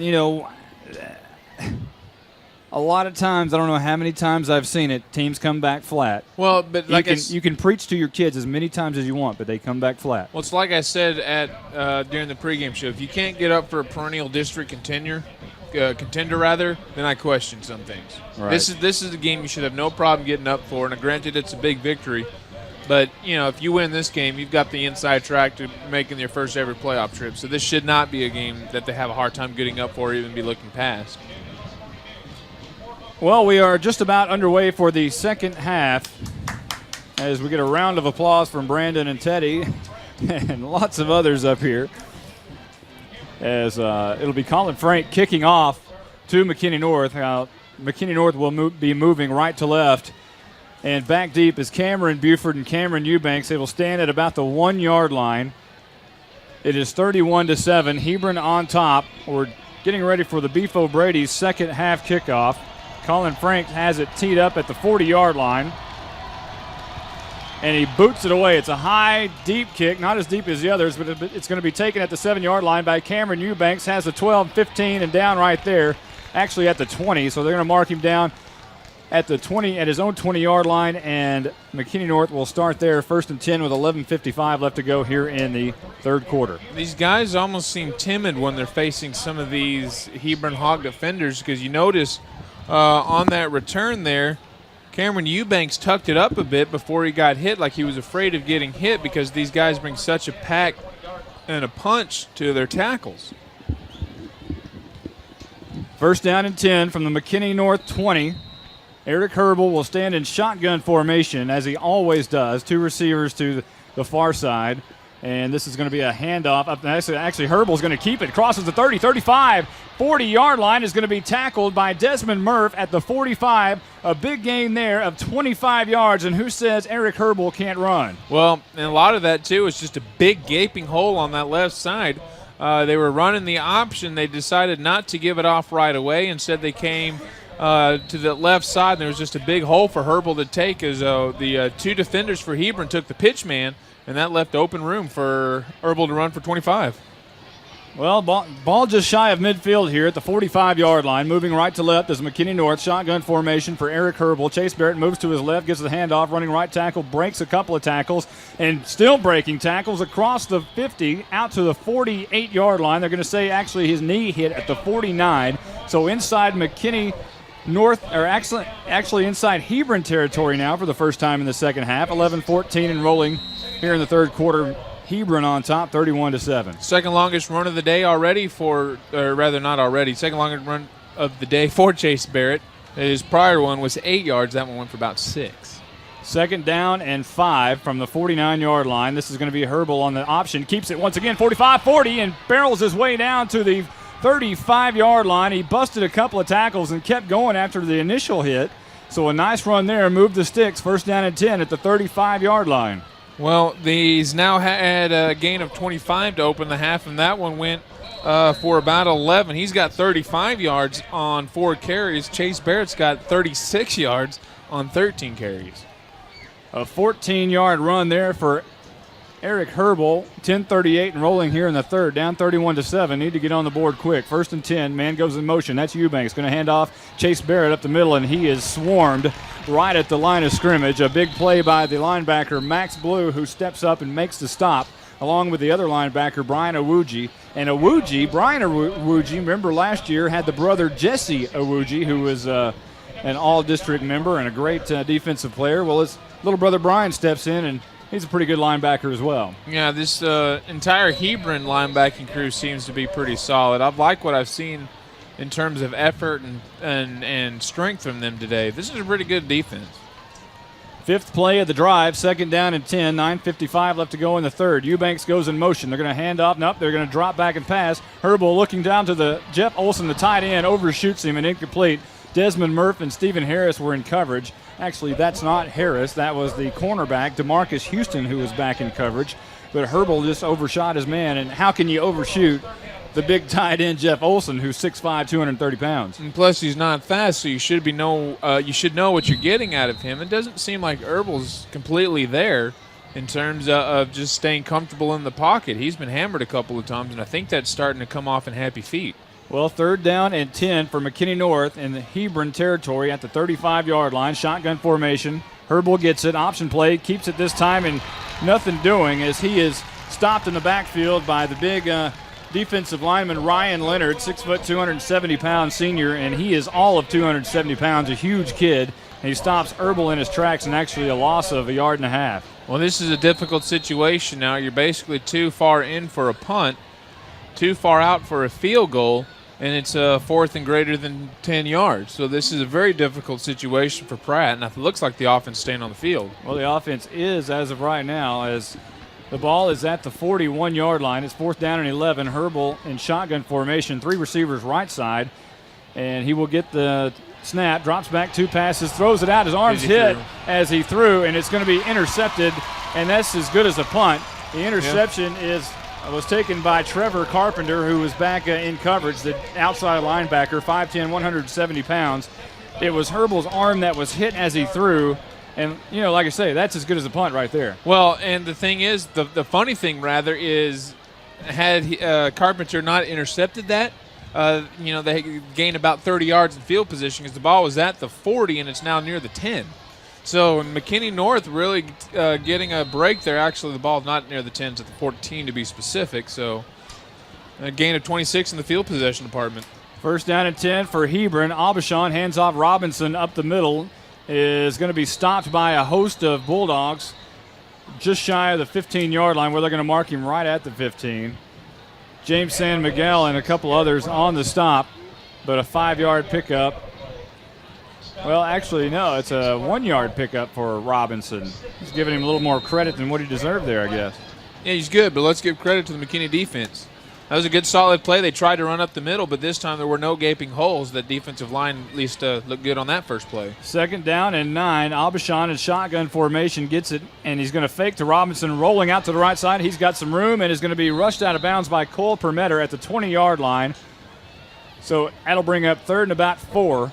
With 8:20 left to go in the third quarter, Hebron on top, 31-7. Well, North came with a blitz up on that left side. They came in between guard and tackle, and Aubuchon was designed run, it looked like, because the receiver on that side was blocking Cole Permetter downfield, and he did a good job of shaking the block once the Aubuchon got downfield and making the tackle. Shotgun formation once again for Aubuchon. Robinson stands just behind him and to the left. Stephen Harris and Anu split out wide right. And the snap actually goes to Robinson, who picks it up, crosses the 20, and is being dragged down at the 23-yard line. Breaks away, somehow gets out towards the 1st down marker. There's a flag down at the 16-yard line. Well, it's got to touch the quarterback's hands first, and it didn't there.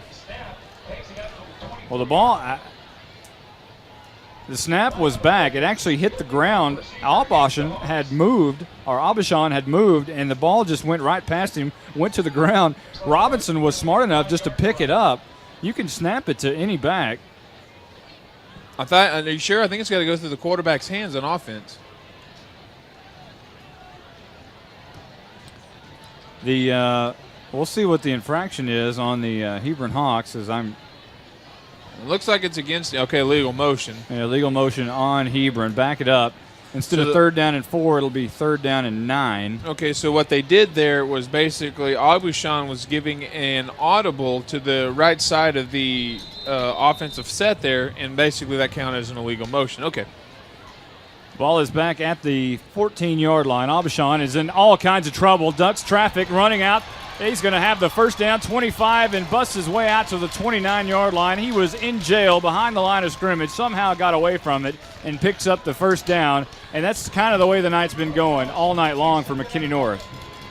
Now they are struggling to make tackles, and they were all around Abishan there, but he that play kind of reminded me a little bit of watching John Elway or Roger Staubach in their prime, just to be able to get out of trouble. 16-yard gain out to the 30-yard line. Abishan now looks over to head coach Brian Brazel to the sideline and the offensive coordinator, and they wrestle the play in. Movement up front. Ball is on the turf. Flag down now, and we'll see what the infraction is. It's one of those things where the Hebron Hawks, they get in formation, and then they all look to the sideline towards Shea Nanny, the offensive coordinator, and trying to relay the play in. Then they actually get ready to snap the ball, and something happened in between that time. Somebody jumped off sides for Hebron, and that'll bring up another penalty for Hebron as they're racking them up here in the second half. Yeah, apparently they're going to get a legal motion on the center. Apparently he snapped the ball before anybody else was ready, so they're going to get him from no, because then that would signify the play's beginning. Ball at the 25-yard line. It'll be first down and 15. 7:31 left to go here in the third quarter. Hebron on top, 31-7. And Abishan, the quarterback, under center this time. Drops back, 7-step drop. He's under pressure. Kenny Alexander lets him go. He fights his way out of it. Now rolls to the left side. He's in jail once again. And this time the ball comes out, and it goes out of bounds. But a huge loss there for Hebron as he's run out of bounds. On the play for McKinney North, Casey Clapp and a few others over there for that McKinney North. Ryan Selby-Carney over there as well. And nice plays, just not giving up on that. It was a great play by Kenny Alexander, who had him in the backfield but just let him go. Now they're having, like I said during the halftime, they're just having a hard time tackling, it seems. And even Abishan's able to escape. Now, granted, they're a big guy and they're able to squirm out of things. I mean, you look at Hebron, they're a very muscular team, but yeah, they had him in the backfield. He basically was able to get rid of the block and get to the quarterback, but not finish the play. 13-yard loss all the way back to the 12-yard line. Abishan rolls out right side, and he's just going to keep it. Crosses the 10, 15, 20, cuts it inside, 25, 30, and down at the 33-yard line. Still not close to the first down. They're going to mark him at the 33. A 21-yard gain, 6:57 and rolling here in the third quarter. McKinney North down 31-7. And it'll be now third down and about 7 yards for the first. And I tell you what, Abishan's just been able to roll and run wherever he wants to here. Yeah, and the corners play is they've got to get better because basically Coyle Permetter was just standing there letting the quarterback come to him, and all the quarterback had to do was run by him. You've got to get yourself in position to make a tackle. Harris and Murph split out wide left. This is Abishan under pressure, and he throws the screen pass out. Robinson, look out, 40, 45, and goes to the 50, 45, cuts it inside 35, and he is hit, keeps his feet somehow, and knocked down at the 22-yard line. Again, not wrapping up, just trying to knock Robinson off his feet, and you can't do that to that young man as he goes out to the 22-yard line. A huge pickup there. 45-yard gain on the screen pass, and for this Hebron offense, you even think you got them in a hole. They're able to get out of it. 3rd and 7, things should go well, and then they pop off a 45-yard gain. And this will be another play right up the middle, and I believe that's Robinson carrying his way down to the 5-yard line. And I'm telling you what, these guys bring a load up front. I mentioned in the pregame that the offensive line averages 243 yards up front. They have 7 seniors and 4 juniors on offense. On defense, they average 212 up front on the defensive line. And they have 7 seniors and 4 juniors starting over on defense as well. It's going to be first down and goal from the 6. Toss left, Robinson cuts it inside, and he is buried at first and gets down to the 2-yard line. He really took a pop but kept on going. Well, now 154 yards for Derek Robinson. That was his 20th carry. So he's doing just what you'd expect him to do. And right now, Hebron on the verge of putting in another touchdown and extending their lead to 31. Second down and goal from the 2. Handoff Robinson, right tackle. He's into the end zone, but check everything. There's a golden hanky down on the ground. 5:27 left to go in the third. Check the flag. Normally, that's, with the line judge, it could be an offsides call. It's the line judge over there, Mark Payne, who made the call and threw the flag. It is a legal formation against the Hebron Hawks. So back it up 5 yards. It'll be second down and goal from the 7-yard line now. More often than not, when you see him throw that flag, it's going to be an offsides, but this time it wasn't a legal formation. That's what's usually second most often called, and then the third to be an illegal motion when they throw the flag right at the beginning of the snap. And that was the case there, but this time was the second most frequent option.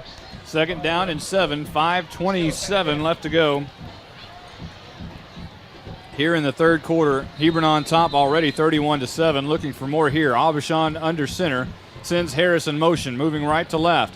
Aubuchon tosses left, fakes it, toss left, now rolls out right side, being chased and dragged down. A great play by the Casey Clapp, the defensive end, who made the stop inside the 5 they're going to mark him right at the 5-yard line, so a gain of 2.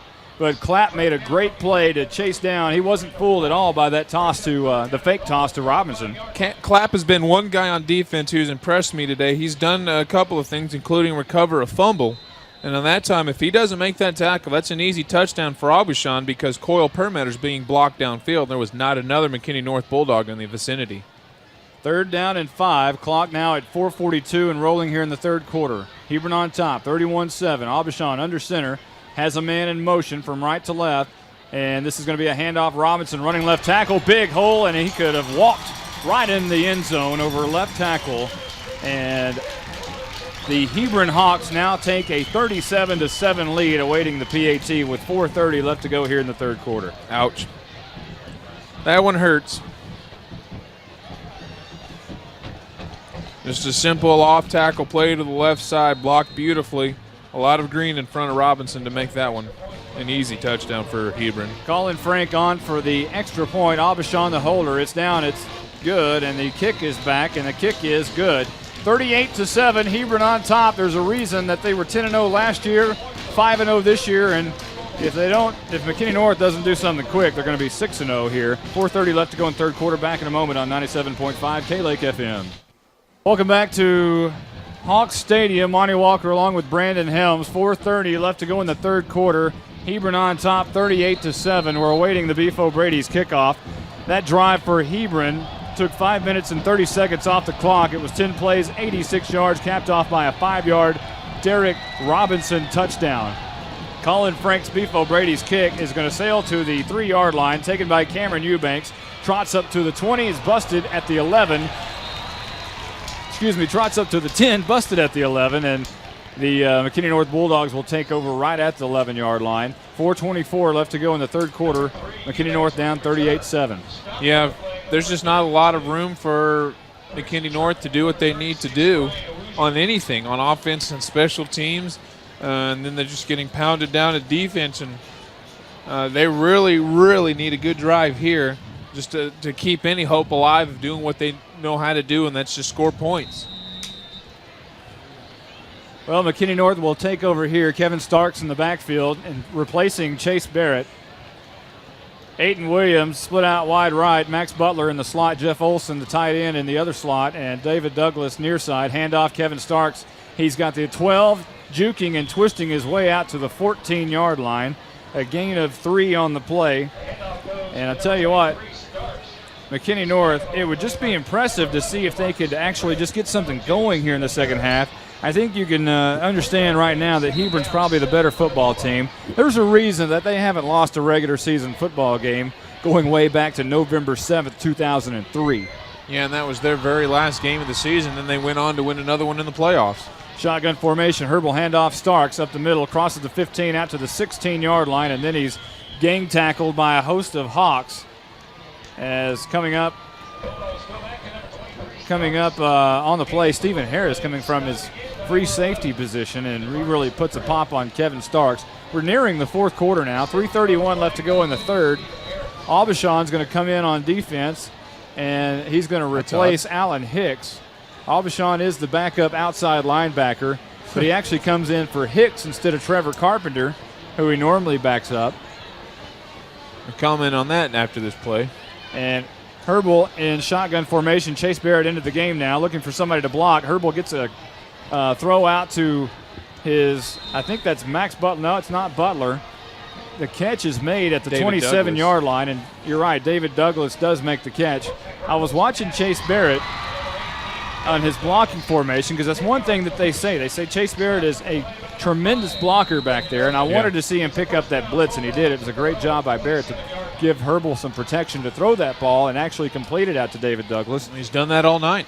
First down and 10, 2:52 left in the third. And this is going to be a handoff. Chase Barrett, not much doing there. And I'm telling you what, that Hebron defense has just been special tonight. Yeah, they're a strong bunch. We've got some area scores here, but before I get to those, I wanted to make a comment. How often, just to show you how tough this Hebron Hawk team is, do you have your quarterback the backup outside linebacker? I mean, that takes guts. And not only that, you put him in the game at outside linebacker. Well, when it's 38-7, I guess you can do things like that. Seems kind of risky, but they're tough. Well, you know, they alternate quarterbacks. They do have Chris Miller that they run out there a lot at quarterback. He just hasn't seen the field a lot tonight. Herbal, three-step drop, has plenty of time, throws the home run ball down the field. Max Butler is there, and he overshoots him just by a step or two. It falls incomplete. It'll be 3rd down and 8 on the 4th play of the drive so far. Well, some 9-4A scores for you. Frisco Centennial facing Justin Northwest, and the Texans of Justin have a 17-0 lead at the end of 3.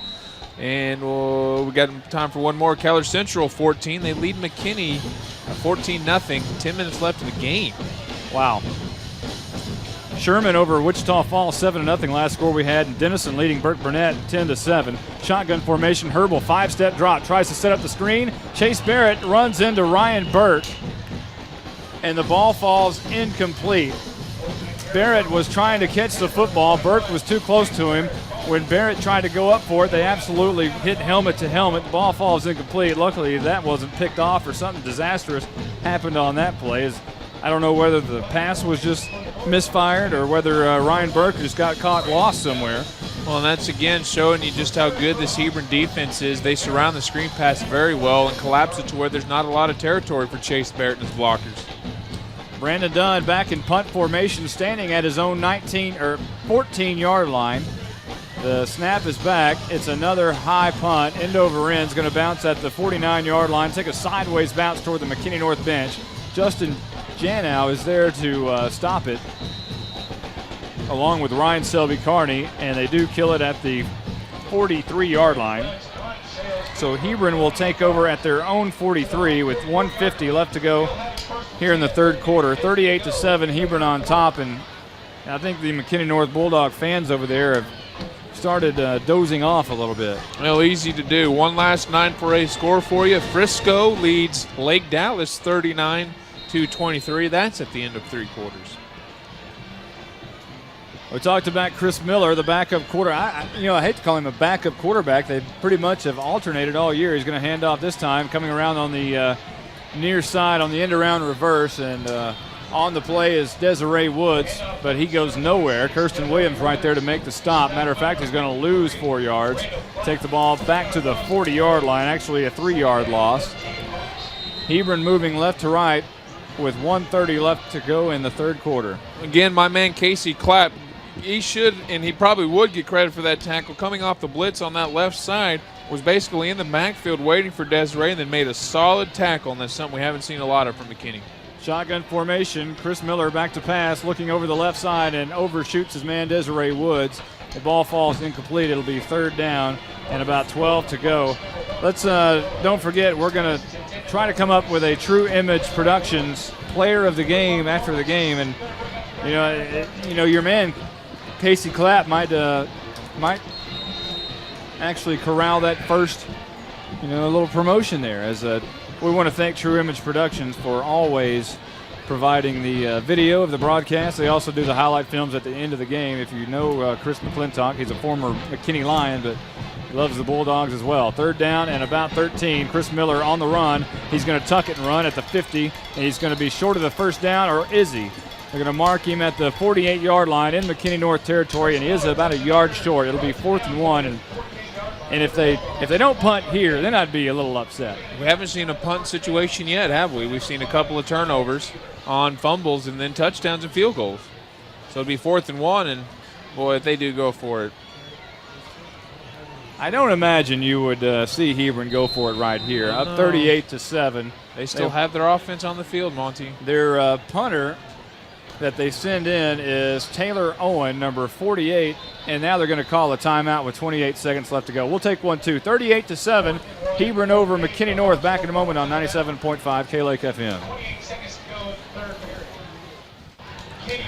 Well, instead of punting on 4th and 1, the Hebron Hawks in McKinney North territory elect to go for it, and Chris Miller picks up the first down, rolling around the right side.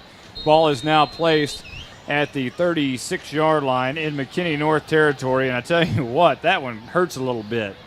That's kind of rubbing salt in the wounds there, down 38-7 with 18 seconds left to go in the third. Chris Miller now goes under center, sends a man in motion, and Miller is going to throw out to the right side. Desiree Woods catches it at the 40, makes a cut to the 35, and gets back to the line of scrimmage and actually gains a yard. Stays in bounds, clock rolling, and we're going to near the end of the third quarter. The ball is going to be placed at the 34-yard line. That is the end of the third quarter. Hebron on top, 38-7. We got the fourth quarter coming up next on 97.5 K-Lake FM. Welcome back to Hawks Stadium. Hebron on top, 38-7 over McKinney North. It's 2nd down and 8. Chris Miller from Hebron rolls back, throws out, and has the screen pass caught. And inside the 25, makes a move to the 20, and his receiver on the play is Russell Farish, who makes the catch. He is a 5'10", 160-pound junior, and Farish picks up the first down inside the 20 to the 18-yard line, and that's another big gain for Hebron. Actually, that's a 16-yard gain, I guess.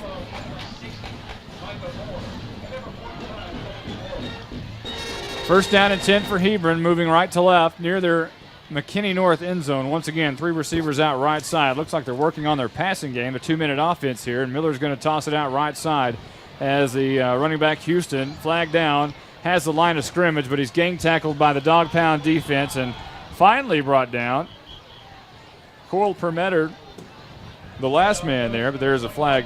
Teddy Saffo down on the sidelines. Let's talk about this game a little bit. What are you seeing down there from your vantage point?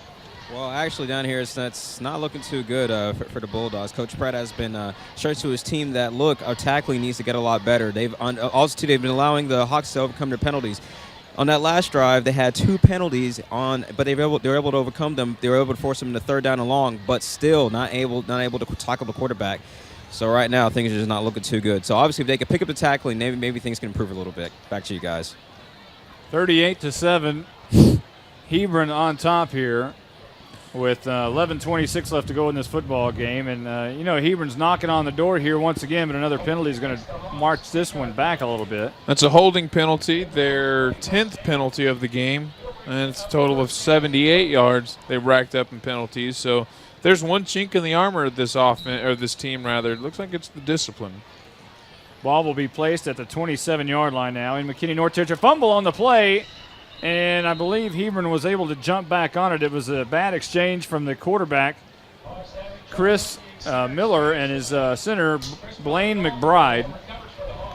And looking across the front of that offensive line, and McBride, yes, he still is in there at the center position.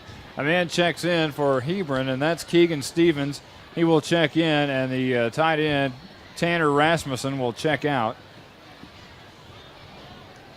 10:51 and rolling here in the fourth quarter. Hebron on top 31-7. This is Miller rolling out left side, wanting to throw, has a man, and it's caught at the 20 and down to the 14-yard line. And on the catch for the Hebron Hawks is Russell Farish once again. And actually, no, that's not Farish. That is Keegan Stevens, the man who just came in. And now Stevens is going to come out once again, and Rasmussen's going to go in. Rasmussen's got to be thinking, hey, you take me out and you give him the ball? Come on. Third down and about 7 here. The ball placed at the 15-yard line. And Miller gets the call from the sidelines. One man in the backfield, he wants to throw it out, and it's knocked down. And I tell you what, your man just knocked it down once again. Casey Clapp coming through big there because there was going to be a receiver that was going to be open near the sticks, and with the way that Hebron's able to run the ball combined with the missed tackling of the North defense, that probably would have been a first down. So, like you said, I'm going to officially start calling him my man Casey. I'm just liking the hustle I'm seeing out of this kid. He's done a great job tonight. Last year there was only one score in the second half of this football game, and it was Robinson on a 3-yard run. That was in the third quarter, no scoring in the fourth. Tonight, that's the only thing that's happened in this football game. 4th down and 7. They're going to go for it once again. Chris Miller has nowhere to go. Now he tucks it up, and I believe he's going to get the first down once again. As Robinson goes near the inside the 10, near the 5-yard line. As they move the sticks, it'll be first and goal from the McKinney North 6-yard line. As tell you what, no messing around here. I don't know what head coach Sean Pratt did to Brian Brazel during the offseason, but Brazel's paying him back here.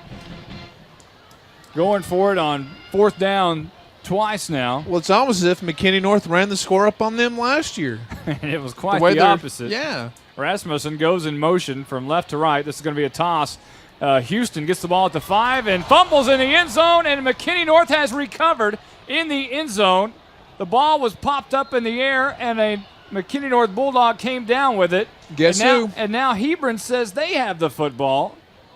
No indication yet, and now somehow Hebron came down with it, and it's a touchdown. Casey Clapp had it. He was on his feet. He picked it up out of the air and was trying to run around for whatever reason, and then had it stripped out, and didn't see who pounced on it afterwards. I'm guessing it's 36, but that's all that would be conjecture, as he was late running out of the pile, but, well, that's frustrating. Wow.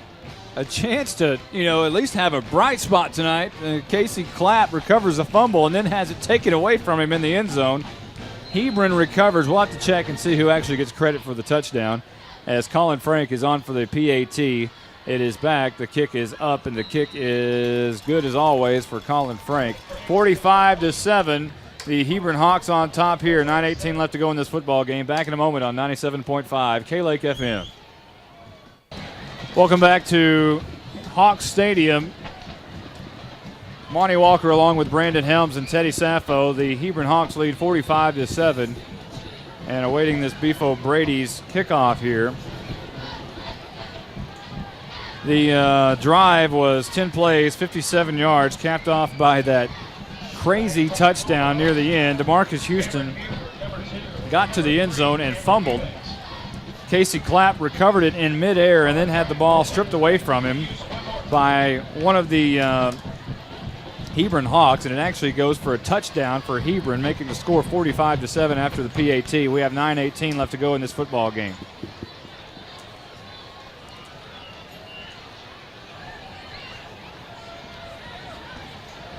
Awaiting the Beefo Brady's kickoff. And right now, it looks like they're waiting on the officials to signal play, which is kind of odd since they're not giving us the full timeout length we'd like. But, boy, they're sure giving us an error on kickoff, and that's where they're making it up. It looks like the official, the referee, was talking with the McKinney North sideline, and now we signal for play to begin. Well, Brandon, you expect an onside kick here? The way they're playing, why not? Here's the kick. It's going to be a short kick, and McKinney North's Max Butler actually had the ball roll out from his hands, and I thought for a moment there was going to be a fumble on the play, and it was Chase Barrett, actually. It wasn't Max Barrett.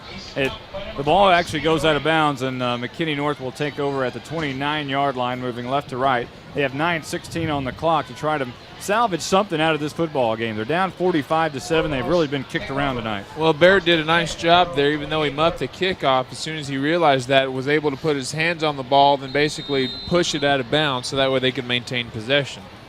Ball at the 28 for McKinney North in their own territory. Cameron Buford split out wide right. Eric Herbal's going to hand off up the middle. Chase Barrett, big hole, 35, and breaks it at the 40-yard line where he's corralled by a couple of Hebron defenders and some new guys in there for Hebron. On the tackle, Mark Fisher and Stephen Reed, two of the safeties in there, and the safeties actually got him. It's enough for the first down, and Chase Barrett gets out across the 40 to the 41. He's now broken 50 yards on the game. 16 carries for 51 yards. 13 on that carry as he moves to the left side of Herbal. High snap, and Herbal picks it up. Great hop back to him, and he's going to gain a yard somehow, and very fortuitous hop. Comes right back in his lap. It'll be second down and about 8 after a 2-yard gain. Well, they dodged the bullet there, but at this point, that's basically all it is a meaningless dodge of the bullet. He was able to pick it up and go off to the left side in between guard and tackle and fall forward for 2 yards. Second down and 8, 8:29 left to go in this football game. Chase Barrett moves to the left side, hand off to him, running right behind the left guard. He's corralled and tackled right at the 45-yard line. Might have gained 2.5 yards, and he does. They're going to mark him right at the 45, so a 2-yard gain will bring up third down and about 5.5. What we mentioned in the pregame, one of the keys to the game for McKinney North was going to be the ability of Chase Barrett to keep this offense going, and their bread and butter play is usually trying to go up the middle, and Hebron has stopped that. I think we can safely say, even with 8 minutes left to go in this game, we can name our True Image Productions player of the game, and I'm with you, Brandon. I think Casey Clapp played a whale of a game that we saw.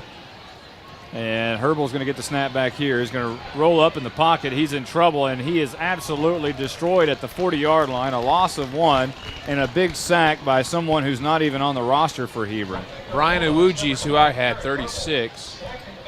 Well, 56 is in the game, and I saw 36 roll up from underneath him, and it looked like he was tackled on the back. So that's who I'll mark down for the sack.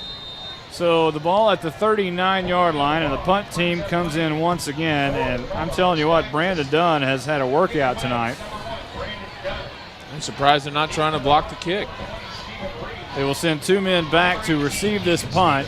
One of them is Stephen Reed, and the other will be Keegan Stevens, and it's going to be Reed coming up to make the catch at the 35-yard line, and he's met by Bo Burns and Casey Clapp. Yep. I think it's pretty dominant choice now that Casey Clapp would be our True Image Production player of the game. So Teddy Saffo may try to corral him. I don't know if, he may not even get to. Coach Sean Pratt may make the guys go into the dressing room pretty quick, but if we can talk to Coach Sean Pratt and maybe talk to Casey Clapp, we'll try to do so. I'd be pretty frustrated if I was Pratt, both by what I've seen on the field and some of what I'd seen off. But they still have 6:49 to try to make something out of nothing. Build some momentum for something. First down and 10 for Hebron at their own 36-yard line. And they're going to hand off this time, and that's Houston once again, and he jukes his way out to the 45-yard line. And I tell you what, Houston's very slippery. He's 5'7", 160 pounds. He's really athletic. He came in with 233 yards on the season on 38 carries and 2 touchdowns. His only problem that I see tonight is he tends to put the football on the ground a little bit. Well, he has 5 carries, and 2 of those carries have gone for a fumble. So, take what you will out of that. He does have 15 yards on those 5 carries, and he does have the ability to be shifting. Of course, you're not going to have just a lot of game time experience sitting behind Derek Robinson. A 9-yard gain there, second down and 1. Chris Miller, the quarterback, hands off to Houston once again, has the first down and crosses the 50, cuts out to the 45, look out 40, cuts it outside, makes a move, and he's got some really nice moves as he gets out to the 35-yard line. And I'm going to tell you what, on that play. He had better moves than James Brown. Just telling you, poor tackling, Monty, has really been their vice tonight. It's too many arm tackles, and that ended up being a 25-yard gain. Yeah. And so whenever you do something like that by trying to arm tackle guys who have physical strength, they'll fight through those arm tackles. You have to wrap them up and use your body. And McKinney North's defense, aside from the few exceptions like Casey Clapp has done, has not done that. And that's been the killer. 20-yard carry. I apologize for my math. It'll be first down and 10, ball at the 35-yard line in now McKinney North territory. Chris Miller still the quarterback under center. Double tight set. This is going to be a toss left side, and this is Houston once again. Barrels his way down to the 25-yard line. They'll actually say he was down at the 26. So a gain of 9 once again. And I tell you what, at this point, it's just been, they're just running the football at will. They're just tossing it and doing what they want. Yeah. Well, that's the thing. They have a bigger offensive line versus a smaller defensive line, and basically just a bigger offense in general versus smaller defense, and they're wearing McKinney North out. Well, and this is backups versus backups as well, as McKinney North's normal DPD is not in there. Here's a handoff to Houston. Colton Franks lets him go, and Houston spins his way to a first down past the 20 down to the 19-yard line. And I'm going to tell you what, he was spinning and juking like Barry Sanders on that play. Yep. He looked really good. He was spinning just a bit too much, though, and that allowed the rest of the defense to get there. First down and 10 for Hebron, 45-7. They lead this football game. 5:13 left to go here in Hebron, or at Hawks Stadium. Two receivers to the near side. They look back to offensive coordinator Shea Nanny to get the call. Miller's going to drop back and throw it. And this time he overthrows his receiver out to the far side, and he was trying to hit his man out there, and I believe that was Peyton Bravenek. Or that might have been Fisher once again. His jersey's half tucked in. It was either 9 or 8. Two men will go wide left here once again. Miller under center. Marcus Houston in the backfield. They're going to hand off to him, running left tackle, and he scoots and wiggles his way out to the 15-yard line, and he ran about 3 yards on his hands and toes as he actually looked like he was down about the 18, but scooted his way out to the 16. 3-yard gain and made something out of nothing there. 55 total yards now for Houston, who's basically accumulated 60 here in the second half, mostly spelling Derek Robinson. Third down and 6 to go, a long 6. DeMarcus Houston in the backfield, hand off to him, running right tackle this time. Stopped in his tracks and tries to spin his way out again this time. Can't do it. They're going to mark him at the 14-yard line, so a gain of 2. And I tell you what, Houston, being a junior, is going to be something special to watch next year. As he, he's not the big kid that Derek Robinson is, but he is some kind of flashy to watch.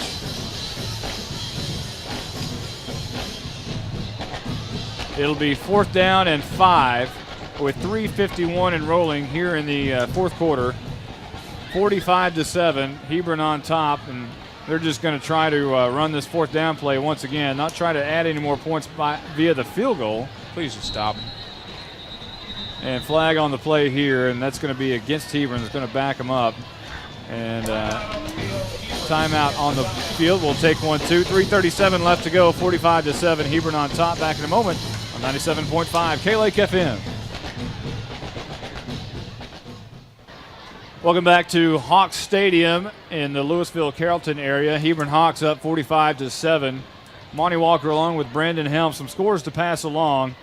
Denison over Burke Burnett, and that was late in that football game, 17-7. Sherman over Wichita Falls, 30-14. And how about them Sherman Bearcats? They're the best 0-5 team in the state of Texas, and they're going to get their first win. And what does it matter if you're 0-5 if you're 1-0 in district? It really doesn't matter. That's what I've said all along when you look at McKinney. District 5 4A should be tightening up there up north of McKinney on Highway 75. Two receivers to the right, one man goes in motion. And Miller, the quarterback, is going to toss left side. That's Houston, and he is fast. Down to the 10, breaks a tackle, down to the 5, slips down to the goal line. Did he get in? Nope, they're going to say he got out at the 1-yard line. There is a flag on the play, and this will be a holding call with 3:29, so bring this one back. It was 4th down, and they'll bring that one back. unfortunate for DeMarcus Houston, as he had a really nice run there, but very fortunate for the Bulldogs and their fans. You really don't want to get in the 50s with their scoreboard. 45-7, I think, is enough. You know, and as upset as I'm getting about seeing these fourth down going for it from the Hebron side, at this point, you know they're going to do it, and they're not doing anything flashy, unlike what they did at the first half where they did a flea flicker end around. This is just a simple going a sweep to the left side, and basically Hebron saying, here we are, try to stop us, and, you know, they're not. It'll be 4th down and 9. The ball will be placed back at the 18-yard line, rather. And Miller's going to drop back and pass. He's in trouble. He gets in trouble with one of his guys. He knocks into him, and now he's going to go down in the sack as the ball is going to be placed at the 24. A 6-yard loss and on the sack, and McKinney North will get the football here to try to salvage something with 3:22 left to go in this football game.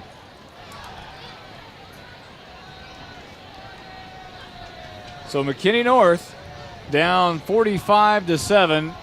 You talk about Hebron, and coming into this football game, they won last week 3-0, and they did shut out Lake Dallas, which, by the way, was their 6th shutout since 2003. But you got to think, are they complacent with their win? Have they won so much that they feel like they don't have to go out there and just beat people up, that they can just show up and win? Well, I bet that was a theme in practice, Monty, because you just look how fired up they've come out here. They really came to play tonight, as McKinney North has not been able to do much of anything. Here's a flag on the play. A new quarterback and a new tailback in. Kevin Starks, he is in the football game, but there's a flag on the play, so we'll wipe away that carry. Kevin Starks scored the touchdown, in tonight's football game for the McKinney North Bulldogs, a lone touchdown, and Austin Atwell actually comes in at quarterback. His first action for the season, or in the season for McKinney North. He has yet to throw a pass this year, and the infraction will actually go against Hebron here. It'll be 1st down and 5 at the 29-yard line for McKinney North. 3:14 and rolling here in the 4th quarter. Austin Atwell is going to be in shotgun formation. 2 receivers to the right side, 1 to the left. Yeah, the defensive line was offsides on that last play. Atwell wants the snap, gets it, and he's going to hand off. Kevin Starks running right side. He's going to be trapped in the backfield and down at the 27-yard line. Lost a couple of yards, and 3 yards is actually what they're going to say. 2:50 and rolling here in this football game, and McKinney North absolutely can't wait to get out of the Carrollton-Louisville area tonight. Yeah, and that last play, the tackle was made by backup Austin Wisenhunt, and even their backups are solid tacklers. 2:37. We're going to talk to Teddy Saffo down there. Teddy, after this play, we'll see what your thoughts are for these McKinney North starters that are now on the sidelines. Austin Atwell hands off to Kevin Starks. He's in jail once again behind the line of scrimmage, nowhere to go. He does somehow fight his way across the 30 out to the 31-yard line. And Teddy, now that the starters are on the sidelines, what are their actions like?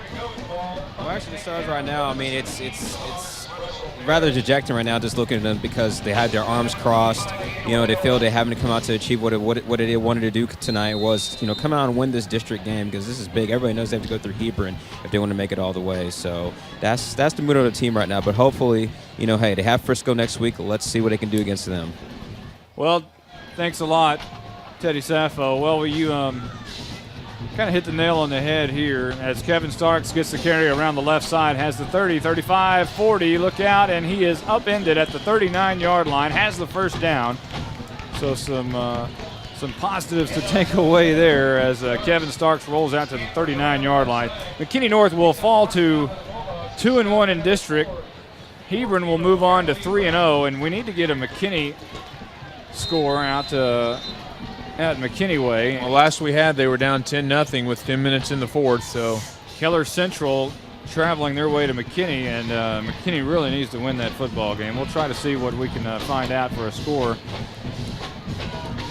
2 receivers to either side. Austin Atwell is in shotgun formation, runs the option play. He's going to keep it, tucks it up inside, and he's met and buried right at the line of scrimmage. Goes nowhere, and he is down right at the 39. We are approaching 1 minute in this football game, and I'm telling you what, this has been a long long evening here in the Louisville, Carrollton area. Made even longer by homecoming, I'd like to add. Yeah, you're right. The homecoming situation was extremely long at halftime. Under a minute now. Handoff. Starks on second down is caught behind the line of scrimmage, and he's going to lose a yard back to the 38. It'll be third down, and with 35 seconds and rolling now, that McKinney North may or may not even have to snap it one more time. As the play clock. And they won't. I'd walk off the field right now. Well, you gotta hold your head up. It's in the end of the season. You've got. No, I mean, like, I'd be so frustrated with some of the play callings, I might just literally walk off the field. I mean, there's a thing in sports that you like to see, in that sportsmanship, and going for it when you're up 45-7 4 or 5 times on fourth down is not showing sportsmanship. Well, that is the end of the football game. The Hebron Hawks have taken this one. They fly away with a 45-7 win here at Hawk Stadium. The two teams are at midfield. They're shaking hands. We're going to take a quick timeout, see if we can get some interviews. 45-7, Hebron wins. Back in a moment on 97.5 K-Lake FM.